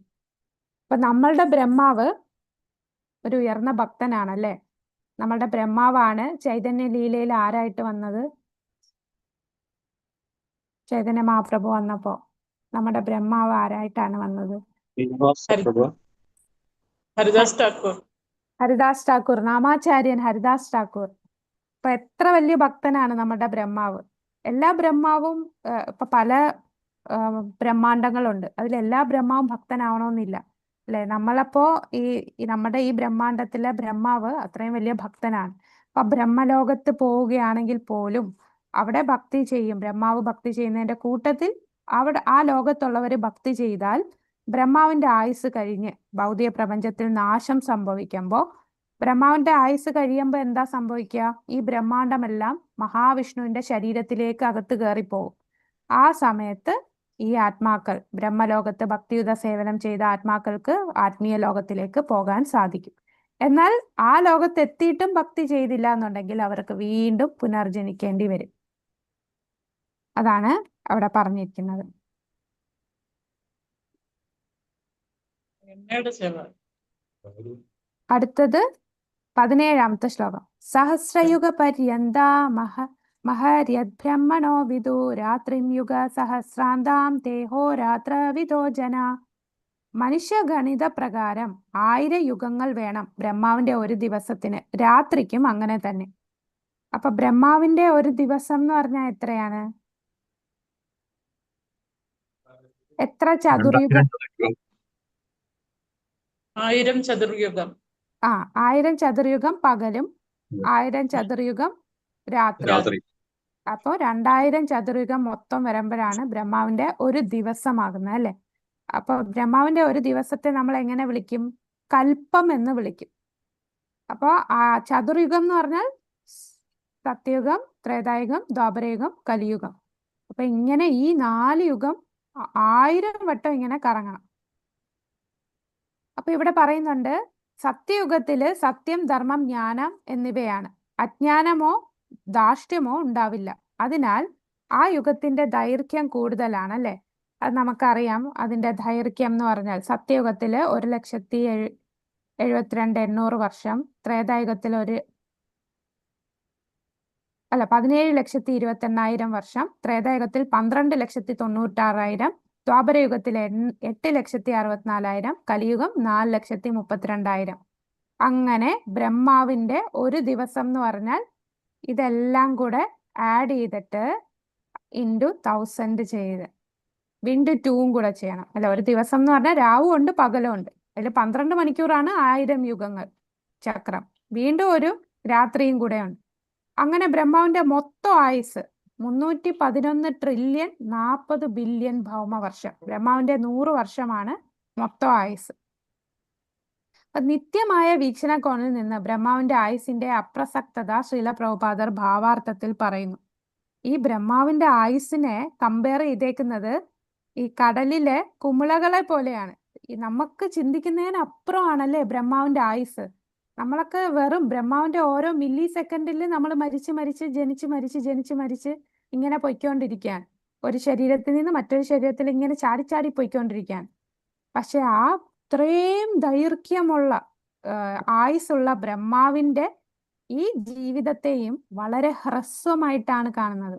നിത്യമായ വീക്ഷണകോണിൽ അത് മിന്നൽ പിണർ പോലെ ഹ്രസ്വമാണ്. കാര്യകാരണ സമുദ്രത്തിൽ, അറ്റ്ലാന്റിക് സമുദ്രത്തിലെ കുമിളകൾ പോലെ അസംഖ്യം ബ്രഹ്മങ്ങൾ ഉദിക്കുകയും അപ്രത്യക്ഷമാവുകയും ചെയ്യുന്നു. ബ്രഹ്മാവും അദ്ദേഹത്തിന്റെ സൃഷ്ടിയും എല്ലാം ഭൗതിക പ്രപഞ്ചത്തിന്റെ ഭാഗമാണ്. അതിനാൽ അവ നിരന്തരമായ ഒഴുക്കിലാണ് അല്ല. ഇതൊന്നും പെർമനന്റ് അല്ല. ഇതിങ്ങനെ വരും, നശിക്കും, ഉണ്ടാകും, നശിക്കും, ഇങ്ങനെ പൊയ്ക്കൊണ്ടിരിക്കുന്നതാണ്. 19ാമത്തെ ശ്ലോകം വരെ എടുത്ത് നിർത്താട്ടോ. 20 തൊട്ട് നാളെ എടുക്കാം. ഇനി 2 ശ്ലോകം കൂടെ. അവ്യക്താദ്വ്യക്തയ സർവാ പ്രഭവന്ത്യാഹരാഗമേ രാത്ര്യാഗമേ പ്രലീയന്തേ തത്രൈവാവ്യക്ത സംജ്ഞയക്കെ. ഇപ്പൊ ഇവിടെ പറയുന്ന ബ്രഹ്മദിനാരംഭത്തിൽ സർവഭൂതങ്ങളും അവ്യക്തതയിൽ നിന്ന് പ്രത്യക്ഷീഭവിക്കുന്നു. പിന്നീട് രാത്രിയാകുമ്പോൾ അവ അവ്യക്തതയിൽ തന്നെ വീണ്ടും ലയിക്കുന്നു. അപ്പൊ നമുക്ക് ഗോലോക ചാർട്ട് അറിയാലോ എല്ലാവർക്കും അല്ലേ? ഗോലോക ചാർട്ട് നാളത്തെ ക്ലാസ്സിൽ അതൊന്നുകൂടെ ചാർട്ട് വെച്ച് കാണിക്കാം. അതായത് ശരിക്കും ബ്രഹ്മാവ് രാത്രി എന്ന് പറഞ്ഞാൽ ബ്രഹ്മാവ് ഉറങ്ങുന്ന സമയം. ആ സമയത്ത് ഈ ഭൗതിക ലോകത്തുള്ള ജീവാത്മാക്കളെല്ലാം ഗർഭോദകശായി വിഷ്ണുവിന്റെ ഉള്ളിലേക്ക് പോകും. അവിടെ ഈ ജീവാത്മാക്കൾക്ക് മരണം സംഭവിക്കുകയാണ്. അവര് ഗർഭോദകശായി വിഷ്ണുവിന്റെ ഉള്ളിലേക്ക് പോകും. അതിനുശേഷം ബ്രഹ്മാവ് അടുത്ത ദിവസം രാവിലെ ആകുമ്പോൾ ബ്രഹ്മാവിന് അംനീഷിയാണ്, എല്ലാം മറന്നുപോകും. ബ്രഹ്മാവ് കഴിഞ്ഞ ദിവസം രാവിലെ സൃഷ്ടിച്ചതെല്ലാം ബ്രഹ്മാവ് മറന്നിരിക്കുകയാണ്. എന്നിട്ട് ബ്രഹ്മാവ് എന്ത് ചെയ്യും? രാവിലെ നോക്കുമ്പോൾ താൻ ഒരു താമരയിൽ ഇരിക്കുന്നു. താൻ ആരാണ്? എവിടുന്ന് വന്നു? എന്താ ചെയ്യേണ്ടത്? അപ്പൊ ഭഗവാൻ വന്ന് തപസ് ചെയ്യാൻ പറയും. അങ്ങനെ സൃഷ്ടി ചെയ്യാനായിട്ട് പറയും. അപ്പോഴാണ് ബ്രഹ്മാവ് ഭഗവാനെ കാണുന്നതും ബ്രഹ്മസംഹിത ബ്രഹ്മാവ് ചൊല്ലുന്നത് അപ്പോഴാണ്. ബ്രഹ്മാവിന്റെ ഇത് നമ്മളെ തേർഡ് ക്യാൻഡോ 9th ചാപ്റ്റർ ശ്രീമദ് ഭാഗവതത്തിൽ പറയുന്നുണ്ട്. ബ്രഹ്മാവ് എല്ലാ ദിവസവും ആദ്യം ഞാൻ കരുതിയത് ബ്രഹ്മാവ് ഫസ്റ്റ് ടൈം സൃഷ്ടി നടത്തുന്നത് ബ്രഹ്മാവിന്റെ 100 വർഷം ഉണ്ടല്ലോ, അതിൽ ആദ്യത്തെ വർഷമാണ്. പക്ഷെ അങ്ങനെയല്ല, എല്ലാ ദിവസവും ബ്രഹ്മാവ് ഇത് റിപ്പീറ്റ് ചെയ്യാൻ. അപ്പൊ മൊത്തവും വെള്ളം കാണുന്നു, എന്ത് ചെയ്യണമെന്ന് അറിയില്ല, അങ്ങനെ തപസ് ചെയ്യാൻ പറയുന്നു, അങ്ങനെ തപസ് ചെയ്യുന്നു. പിന്നെ ഭഗവാൻ ആ ബുദ്ധി കൊടുക്കുന്നു, അങ്ങനെ സൃഷ്ടി ചെയ്യുന്നു. ആ സമയത്താണ് ബ്രഹ്മസംഹിത കമ്പോസ് ചെയ്യുന്നത്. എന്നിട്ട് ബ്രഹ്മാവ് സൃഷ്ടി നടത്തുന്നു. ബ്രഹ്മാവിന്റെ സൃഷ്ടിയെ നമ്മൾ എങ്ങനെയാ വിളിക്കുക? സർഗയാണോ വിസർഗയാണോ? സർഗയാണോ വിസർഗയാണോ ബ്രഹ്മാവിന്റെ സൃഷ്ടി? വിസർഗ. വിസർഗ. സർഗ എന്ന് പറഞ്ഞാൽ ബ്രഹ്മാവ് ഉണ്ടാകുന്നതിന് മുമ്പുള്ള താണ് സർഗ എന്ന് പറയുന്നത്, അല്ലെ? അപ്പോ ബ്രഹ്മാവ് സൃഷ്ടി നടത്തുന്നു. പിന്നെ ബ്രഹ്മാവിന്റെ രാത്രിയാകുമ്പോൾ വീണ്ടും ജീവജാലങ്ങളെല്ലാം ഗർഭോദകശായി വിഷ്ണുവിന്റെ ഉള്ളിലേക്ക് പോകും. ഇനി ബ്രഹ്മാവിന്റെ ആയുസ് തീരുമ്പോഴോ, ബ്രഹ്മാവിന്റെ 100 വർഷം കഴിഞ്ഞു. അപ്പൊ എന്താ സംഭവിക്കുക? ഈ ബ്രഹ്മാണ്ടം മൊത്തവും നശിക്കും. ഈ ബ്രഹ്മാണ്ടം മൊത്തവും നശിക്കുക എന്ന് പറഞ്ഞാൽ എല്ലാം കാരണോദകശായി വിഷ്ണു, മഹാവിഷ്ണുവിന്റെ ഉള്ളിലേക്ക് പോകും. മഹാവിഷ്ണു ശ്വാസം വിടുമ്പോഴാണ് ഈ ബ്രഹ്മാണ്ടം ഉണ്ടാകുന്നത്.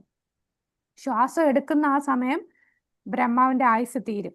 അപ്പൊ എല്ലാ ജീവജാലങ്ങളും അപ്പോ ഗർഭോദകശായി വിഷ്ണുവിന്റെ കാരണോദകശായി വിഷ്ണുവിന്റെ ഉള്ളിലേക്ക് പോകും. എന്നാൽ ആ ബ്രഹ്മാവ് മരിക്കുന്ന സമയം ബ്രഹ്മാവ് ശുദ്ധ ഭക്തനാണെങ്കിൽ ബ്രഹ്മാവിന് പിന്നൊരു ജന്മം എടുക്കണ്ട, ഭഗവാന്റെ ധാമത്തിൽ പോകും. അപ്പൊ ബ്രഹ്മലോകത്തുണ്ടായി ബ്രഹ്മാവിന്റെ കൂടെ ഭക്തിയുത സേവനം ചെയ്ത ഭക്തരെല്ലാരും ഇനിയൊരു ജന്മം എടുക്കാതെ ഭഗവാന്റെ അടുത്ത് പോകാൻ സാധിക്കും.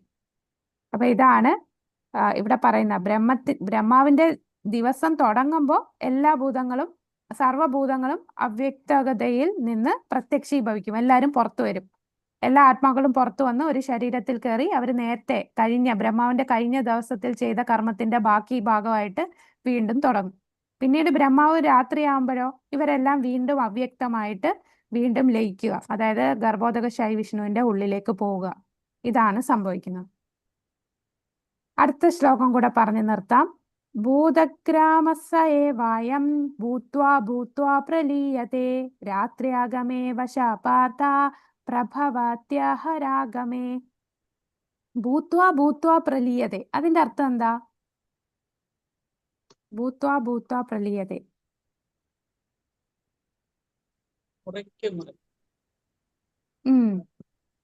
മുറയ്ക്ക് ഭവിച്ചിട്ട്, അതായത് വീണ്ടും വീണ്ടും ഇങ്ങനെ ജനിച്ചുകൊണ്ടിരിക്കുന്നു, അല്ലെ? ഭൂത്വാ ഭൂത്വാ പ്രലീയത്തെ. ബ്രഹ്മാവിന്റെ പകൽ വേളയിൽ ഈ വീണ്ടും വീണ്ടും ബ്രഹ്മദിനാരംഭത്തോടെ സകല ഭൂതജാലങ്ങളും ഉളവാകുന്നു. ബ്രഹ്മ നിശാഗമത്തിൽ അവയെല്ലാം നിസ്സഹായരായി നശിക്കുന്നു. ബ്രഹ്മാവിന്റെ ദിവസത്തിൽ എല്ലാവരും ആക്റ്റീവ് ആവും. ബ്രഹ്മാവ് ഉറങ്ങുമ്പോൾ, നിശാകാലം എന്ന് പറഞ്ഞാൽ ബ്രഹ്മാവിന്റെ രാത്രി കാലങ്ങളിൽ ഇതെല്ലാം നിസ്സഹായരായി നശിക്കുന്നു. അതാണ് ഇവിടെ പറയുന്നത്. ബ്രഹ്മാവിന്റെ പകൽ വേളയിൽ ഈ ഭൗതിക വിശ്വത്തിന്റെ ഉന്നതങ്ങളോ അധമങ്ങളോ ആയ ഗ്രഹങ്ങളിൽ പ്രവർത്തിക്കാമെങ്കിലും ബ്രഹ്മനിശാരംഭത്തിൽ തന്നെ എല്ലാവരും നശിക്കുക തന്നെ ചെയ്യും. പകൽ വേളയിൽ ഭൗതിക കർമ്മങ്ങൾക്ക് വേണ്ടുന്ന വിവിധ ശരീരങ്ങൾ അവർക്ക് കിട്ടും. രാത്രിയിലോ ആ ശരീരങ്ങൾ നഷ്ടപ്പെട്ട് ജീവാത്മാക്കൾ വിഷ്ണു ശരീരത്തിൽ ഒതുങ്ങിക്കൂടുന്നു. അത് ഏതാണ് ഈ വിഷ്ണു ശരീരം? ഗർഭോദകശായി വിഷ്ണുവിന്റെ ശരീരത്തിൽ ഒതുങ്ങിക്കൂടുന്നു. വീണ്ടും ബ്രഹ്മദിനാരംഭത്തിൽ പ്രത്യക്ഷീഭവിക്കുന്നു. ഭൂത്വാ ഭൂത്വാ പ്രലീയത്തെ, അതായത് പകൽ വേളയിൽ ആവിർഭാവം, രാത്രിയിൽ വിലയം. അവസാനം ബ്രഹ്മാവിന്റെ ആയുസ്സിന് അറുതിയാക്കുമ്പോൾ സർവ്വഭൂതങ്ങളും നാശം പ്രാപിച്ച് കോടിക്കണക്കിന് വർഷങ്ങളോളം മറഞ്ഞു കിടക്കുകയും വീണ്ടും ബ്രഹ്മാവ് ജനിക്കുമ്പോൾ അവ ആവിർഭവിക്കുകയും ചെയ്യുന്നു. അപ്പൊ ബ്രഹ്മാവിന്റെ മരണശേഷം ഇവരെല്ലാം എവിടെയാ മറഞ്ഞു കിടക്കുന്നത്? അല്ല, ബ്രഹ്മാവ് മരിച്ചു കഴിയുമ്പോ ബ്രഹ്മാവ് ആരുടെ? കാരണോദകശായി വിഷ്ണുവിന്റെ ഉള്ളിലേക്ക് മറഞ്ഞു കിടക്കും, അല്ലെ? പിന്നെ അടുത്ത ബ്രഹ്മാവ് ജനിക്കുമ്പോ അവര് വീണ്ടും ആവിർഭവിക്കും. അങ്ങനെ ഭൗതിക പ്രപഞ്ചത്തിന്റെ ആകർഷണ വലയത്തിൽപ്പെട്ട് ജീവാത്മാക്കൾ ഇങ്ങനെ കറങ്ങുകയാണ്. അടുത്ത എന്താ പറയുന്നത്? കൃഷ്ണാവബോധമാർജിച്ച മനുഷ്യകൾ മാത്രം ഹരേ കൃഷ്ണ കൃഷ്ണ കൃഷ്ണ ഹരേ ഹരേ ഹരേ രാമ രാമ രാമ ഹരേ ഹരേ എന്ന നാമോച്ചാരണത്തിൽ മുഴുകി മനുഷ്യ ജീവിതത്തെ തികച്ചും ഭഗവത് സേവനത്തിനായി അർപ്പിക്കുന്നു. ഈ ജന്മത്തിൽ തന്നെ കൃഷ്ണന്റെ ആധ്യാത്മിക ഗ്രഹത്തിൽ പ്രവേശിക്കാനും അവിടെ പുനർജന്മക്ലേശത്തിനിടവരാതെ ശാശ്വതാനന്ദം അനുഭവിക്കാനും അവർക്ക് കഴിയും. ഹരേ കൃഷ്ണ. അടുത്ത ശ്ലോകം നമുക്ക് നാളത്തെ ക്ലാസ്സിൽ കാണാം. ഹരേ കൃഷ്ണ. അപ്പോ ഇവിടെ നമുക്ക് ഭാഗവതത്തിൽ പറയുന്നുണ്ട്, പ്രളയം തന്നെ 4 ടൈപ്പ് പ്രളയം ഉണ്ടെന്ന് പറയുന്നുണ്ട്. അപ്പൊ ആ 4 പ്രളയം എന്ന് പറഞ്ഞാൽ, ഒന്ന് നിത്യപ്രളയം.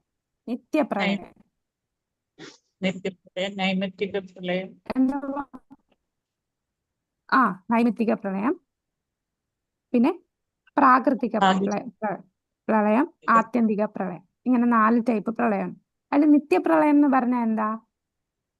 ഓരോ കൽപ്പത്തിന് ഓരോ ചതുർയുഗത്തിന് അവസാനം വരുന്ന ഭാഗിക. അല്ല, എല്ലാ പ്രാവശ്യം നമ്മൾ മരിക്കത്തില്ലേ? ഒരു ശരീരം എടുത്ത് നമ്മൾ എപ്പോഴും മരിക്കുന്നത്, നിത്യമായിട്ട് നടക്കുന്നത്. ഈ ജന്മം എടുത്തു, ഈ ശരീരത്തിൽ കുറച്ചു നാൾ നിന്നു, പിന്നെ നമ്മൾ മരിക്കുന്നു. അതാണ് നിത്യപ്രളയം. പിന്നെ ആത്യന്തിക പ്രളയം എന്ന് പറഞ്ഞാല് നമ്മളെ അവസാനം ഈ ശരീരമേ ഉപേക്ഷിച്ച് നമ്മൾ ആത്മീയ ലോകത്തിലേക്ക് തിരിച്ചു പോകുന്നതാണ് ആത്യന്തികമായിട്ടുള്ള പ്രളയം എന്ന് പറയുന്നത്. പിന്നെ ഒരു പ്രളയമുണ്ട്, അതെന്ന് പറഞ്ഞാൽ നൈമിത്തിക പ്രളയം. അതാണ് ഇപ്പൊ നമ്മൾ പറഞ്ഞ ബ്രഹ്മാവിന്റെ നിശാസമയത്ത്, ബ്രഹ്മാവിന്റെ രാത്രിയാകുമ്പോ എന്താ സംഭവിക്കുക? നമ്മള് ഗർഭോദകശായി വിഷ്ണുവിന്റെ ഉള്ളിലേക്ക് പോകുന്ന ആ ഒരു സമയം, ബ്രഹ്മാവ് ഉറങ്ങുന്ന സമയത്ത്, ബ്രഹ്മാവിന്റെ രാത്രിയിൽ ഉണ്ടാകുന്ന പ്രളയം, നമ്മളെല്ലാം നശിക്കും. അപ്പൊ നമ്മൾ കർമ്മങ്ങളൊന്നും ചെയ്യുന്നില്ല, ശരീരമില്ല, നമ്മൾ ആത്മാവെല്ലാം ഗർഭോദകശായിയുടെ വിഷ്ണുവിന്റെ ഉള്ളിൽ പോകും. അടുത്തതാണ് പ്രാകൃതിക പ്രളയം എന്ന് പറയും. അതെന്ന് പറഞ്ഞാൽ ബ്രഹ്മാവിന്റെ ലൈഫ് സ്പാൻ തീരുമ്പോൾ, ബ്രഹ്മാവ് മരിക്കുമ്പോൾ, ബ്രഹ്മാവിന്റെ 100 വർഷം കഴിയുമ്പോൾ, അപ്പൊ നമ്മളെ ആരിലേക്ക് പോകും? കാരണോദകശായി വിഷ്ണു അല്ലെ മഹാവിഷ്ണുവിന്റെ ഉള്ളിലേക്ക് പോകുന്നതാണ്. അപ്പൊ ഇങ്ങനെ 4 ടൈപ്പ് പ്രളയമാണ് ഇവിടെ പറയുന്നത്. ഹരേ കൃഷ്ണ. കുറച്ച് ലേറ്റ് ആയല്ലേ? ഇടയ്ക്ക് നെറ്റ് കട്ടായി, കുറെ സമയം അങ്ങനെ പോയി. ഹരേ കൃഷ്ണ. നാളെ നമുക്ക് ഈ ഒരു അധ്യായം തീർക്കാൻ സാധിക്കും. ഇനി 10 ശ്ലോകം കൂടിയല്ലേ ഉള്ളൂ. 28 അതെ, 28 ശ്ലോകമേ ഉള്ളൂ. അപ്പൊ 20 തൊട്ട് 28 ശ്ലോകം നാളെ നമുക്ക് തീർക്കാം. ഹരേ കൃഷ്ണ. ഹരേ കൃഷ്ണ. പ്രണാം പ്രഭു. പ്രണാം മാതാജി. ഈ 9 മുതൽ 13 വരെ യോഗമിശ്ര ഭക്തി, 13 മുതൽ അനന്യഭക്തി എത്ര വരെയാണ്? 14 മുതൽ എത്ര വരെയാണ്? 14, 15, 16. 16 വരെ. ഓക്കെ. ഹരേ കൃഷ്ണ. ഹരേ കൃഷ്ണ. പിന്നെ 17, 18, 19 ബ്രഹ്മാവിന്റെ കാര്യം. പറഞ്ഞോളൂ പ്രഭു.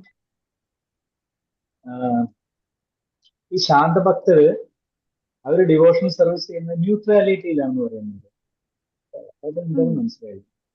അത് ന്യൂട്രൽ എന്ന് പറഞ്ഞാല് അവർക്ക് ഭഗവാനെ കാണുമ്പോ തന്നെ അവർ സംതൃപ്തരാണ്. അവര് ആക്ടിവിറ്റീസ് ഒന്നും അധികം ചെയ്യുന്നില്ല, പക്ഷെ ഭഗവാന്റെ ദർശനം കിട്ടുമ്പോൾ തന്നെ അവർ ആനന്ദത്തിലായി.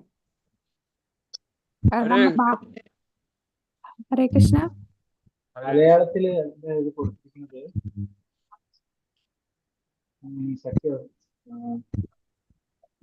ശാന്തഭക്തി നിഷ്പക്ഷഭാവേനാണ്. അത് തന്നെ, ന്യൂട്രൽ ആയിട്ടുള്ള ഭാവം. അപ്പൊ ശാന്തഭക്തിയിൽ നമുക്ക് എക്സാമ്പിൾ ഏതൊക്കെയാണ് പറയാ?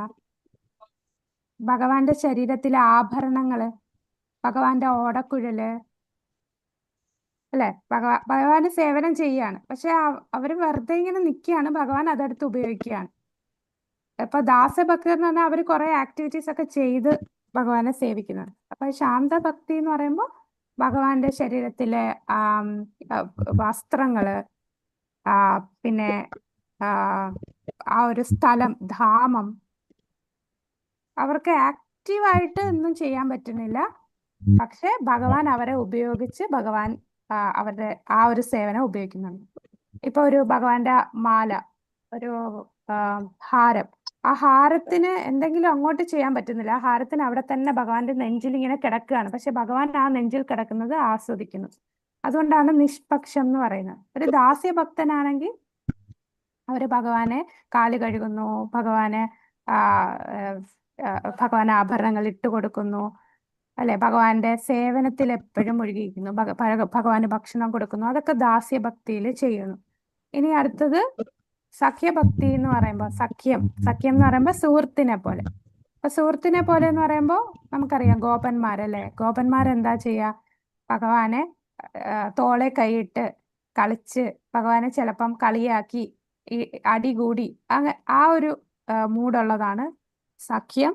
പിന്നെ വാത്സല്യം മാതാപിതാക്കളുടെ മൂടുള്ള യശോദാമ്മ, നന്ദമഹാരാജ്, മുതിർന്ന ഗോപിമാര്, അതാണ് വാത്സല്യം. പിന്നെ മാധുര്യരസം ഗോപിമാർക്കും, അതിലേറ്റവും ടോപ്പ് മോസ്റ്റ് രാധാറാണി. നമ്മൾ ഇത് ഡീറ്റെയിൽ ആയിട്ട് ഭക്തിരസാമൃത സിന്ധുവിൽ കാണും. ശാന്തരസത്തിലുള്ള ചില ഭക്തന്മാരെയും ഭക്തിരസാമൃത സിന്ധുവിൽ പറയുന്നുണ്ട്. നമ്മളിപ്പോ ആഭരണങ്ങൾ, ഭഗവാന്റെ ഓടക്കുഴല്, കിരീടം അങ്ങനെയാണ് പറഞ്ഞത്. അല്ലാതെ ചില ഭക്തന്മാരും ഉണ്ട്. ഭഗവാന്റെ ദർശനം തന്നെ അവർക്ക് ആ സംതൃപ്തി തരുന്നതാണ്.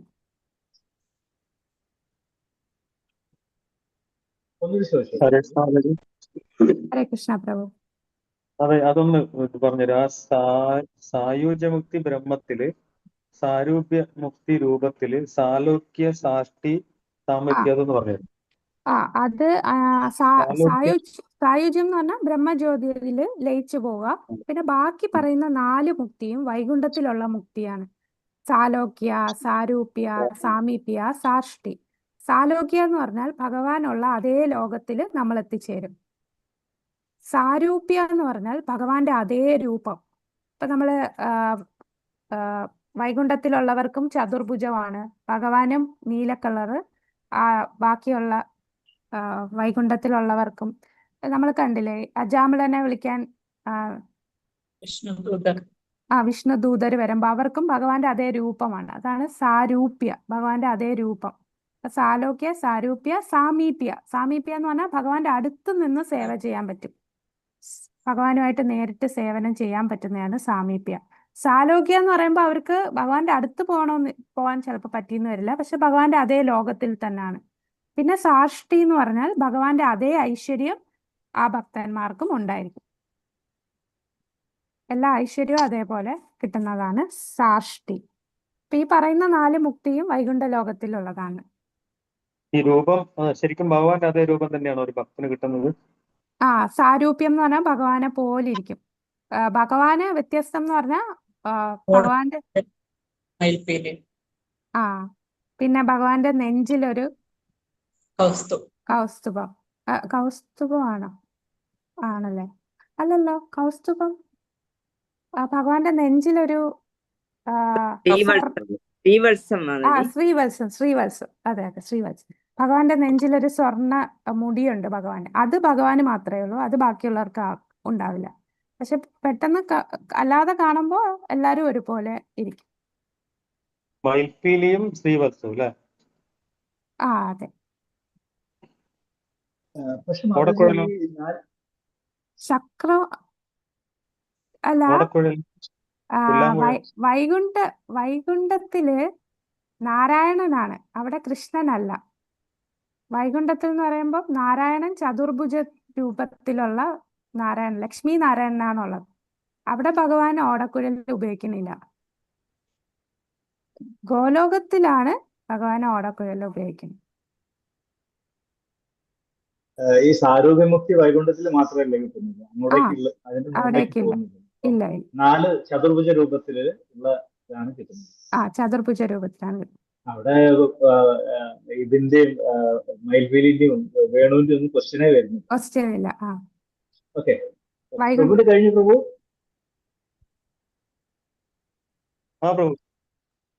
ഓക്കെ മാതാജി, പെട്ടെന്ന് ചോദിക്കാൻ, 11ാമത്തെ ശ്ലോകത്തിന്റെ ഭാവാർത്ഥത്തില് നമ്മൾ ബ്രഹ്മചര്യ അനുഷ്ഠിക്കുന്നതിനെ കുറിച്ചിട്ട് പറയുന്നുണ്ട്. കിട്ടിയോ? ഞാൻ മലയാളം വായിക്കാവേ. വായിച്ചോളൂ. ആത്യന്തിക നിർഗുണ ബ്രഹ്മത്തെ കുറിച്ച് പഠിക്കുകയും ചെയ്യുന്നു. അവർ പൂർണ്ണ ബ്രഹ്മചര്യം ദീക്ഷിച്ചുകൊണ്ട് ഒരു ആധ്യാത്മിക ആചാര്യനോട് താമസിക്കും. ബ്രഹ്മത്തിന്റെ 2 ഭാവങ്ങളെ അവരിങ്ങനെ സാക്ഷാത്കരിക്കുകയാണ്. എന്തൊക്കെയാണ് 2 ഭാവങ്ങള്? പ്രഭു, ഇത് എവിടെയാണെന്ന് പറയാമോ? 11ാമത്തെ ശ്ലോകത്തിന്റെ ഭാവാർത്ഥത്തില്. അത് തന്നെ, ഏത് പാരഗ്രാഫിൽ? എവിടെ? 2ാമത്തെ പാരഗ്രാഫില്. ഓക്കെ. വൈദിക വിദ്യാഭ്യാസ പ്രകാരം ആ ആ അതിൽ വരുമ്പം ബ്രഹ്മചര്യ നിശ്ചയിക്കുന്നവരെ കുറിച്ച് പറയുന്നുണ്ടല്ലോ. ഉം. കിട്ടിയാ? ഓക്കെ ഓക്കെ ആ കണ്ടു കണ്ടു. അവർ അതായത് പൂർണ്ണ ആത്യന്തിക ബ്രഹ്മചര്യം നിർഗുണ ബ്രഹ്മത്തേക്ക് പഠിക്കുകയും ചെയ്യുന്നു. അവർ പൂർണ്ണ ബ്രഹ്മചര്യം ദീക്ഷിച്ചുകൊണ്ട് ഒരു ആധ്യാത്മിക ആചാര്യനൊപ്പം താമസിക്കും. ബ്രഹ്മത്തിന്റെ രണ്ട് ഭാവങ്ങളെ അവരിങ്ങനെ സാക്ഷാത്കരിക്കുകയാണ്. അപ്പൊ ആ രണ്ട് എന്താണെന്നുള്ളതാണ് പ്രഭു ചോദിച്ചത് അല്ലേ? അതെ. ആധ്യാത്മിക ജീവിതത്തിലെ പുരോഗതിക്ക് ഇന്നാകെ അത്തരം ബ്രഹ്മചര്യ ജീവിതം സാധ്യമല്ല. അപ്പോൾ ഇവിടെ അതില് ഇംഗ്ലീഷിൽ എന്താണ് പ്രഭു എഴുതിയിരിക്കുന്നതെന്ന് വായിക്കാമോ? 11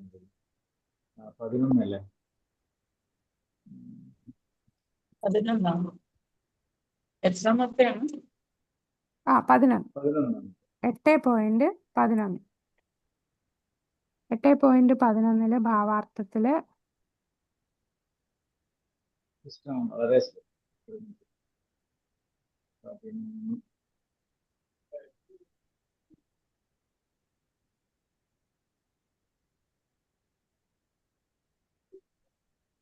ഓക്കെ. സെയിം തന്നെ അല്ലേ? ദേ റിയലൈസ് 2 ഓഫ് ബ്രഹ്മൻസ് ഫീച്ചേഴ്സ് എന്നാണ് പറയുന്നത്. ഇംപേഴ്സണൽ ബ്രഹ്മൻ. ഇവിടെ ബ്രഹ്മചര്യവും പറയുന്നുണ്ട്. ഇത് ഞാൻ നോക്കിയിട്ട് പറയാം പ്രഭു. അതെനിക്കൊരു സംശയമുണ്ട് എന്താണ് ആ രണ്ടെന്നുള്ളത്. ഓക്കെ. അത് ഇതാണോന്ന് അറിയാൻ വേണ്ടിയിട്ടാണ്. അത് ബ്രഹ്മം എന്നുള്ള അവസ്ഥയും അവ്യക്തഗത ബ്രഹ്മം. ഓക്കെ, മാതാജി കൺഫ്യൂഷൻ ആവുന്നില്ല. മാതാജി പറഞ്ഞു. അതെനിക്ക് കൺഫ്യൂഷൻ ആണ്. ഞാൻ നോക്കിയിട്ട് പറയാം പ്രഭു. ആയിക്കോട്ടെ.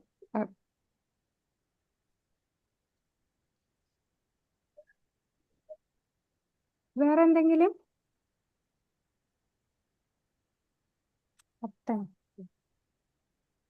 ഹരേ കൃഷ്ണ. ഹരേ കൃഷ്ണ മാതാജി. പ്രഭു ഹരേ കൃഷ്ണ. താങ്ക് യു പ്രഭു. സംശയമുണ്ടോ? ഇല്ല മാതാജി. ഇല്ല കഴിഞ്ഞു അല്ലേ? Okay. Thank U Prabhu. Thank you. എല്ലാവരോടും ഒരിക്കലൂടെ സോറി പറയുന്നു. എനിക്ക് കറണ്ട് പോയപ്പോൾ നെറ്റ് കയറാൻ ഇച്ചിരി താമസിച്ചു. Thank you. ഹരേ കൃഷ്ണ. വാഞ്ചാകൽപതരുഭ്യശ്ച കൃപാ സിന്ധുഭ്യഃ ച പതിതാനാം പാവനേഭ്യോ വൈഷ്ണവേഭ്യോ നമോ നമഃ. अनंत कोटि वैष्णव वृंद की जय. श्रील प्रभुपाद की जय. गुरु महाराज की जय. गौर प्रेमानंदे. हरि हरि हरे कृष्ण. हरे कृष्ण थैंक यू माता जी. हरे कृष्ण. हरे कृष्ण.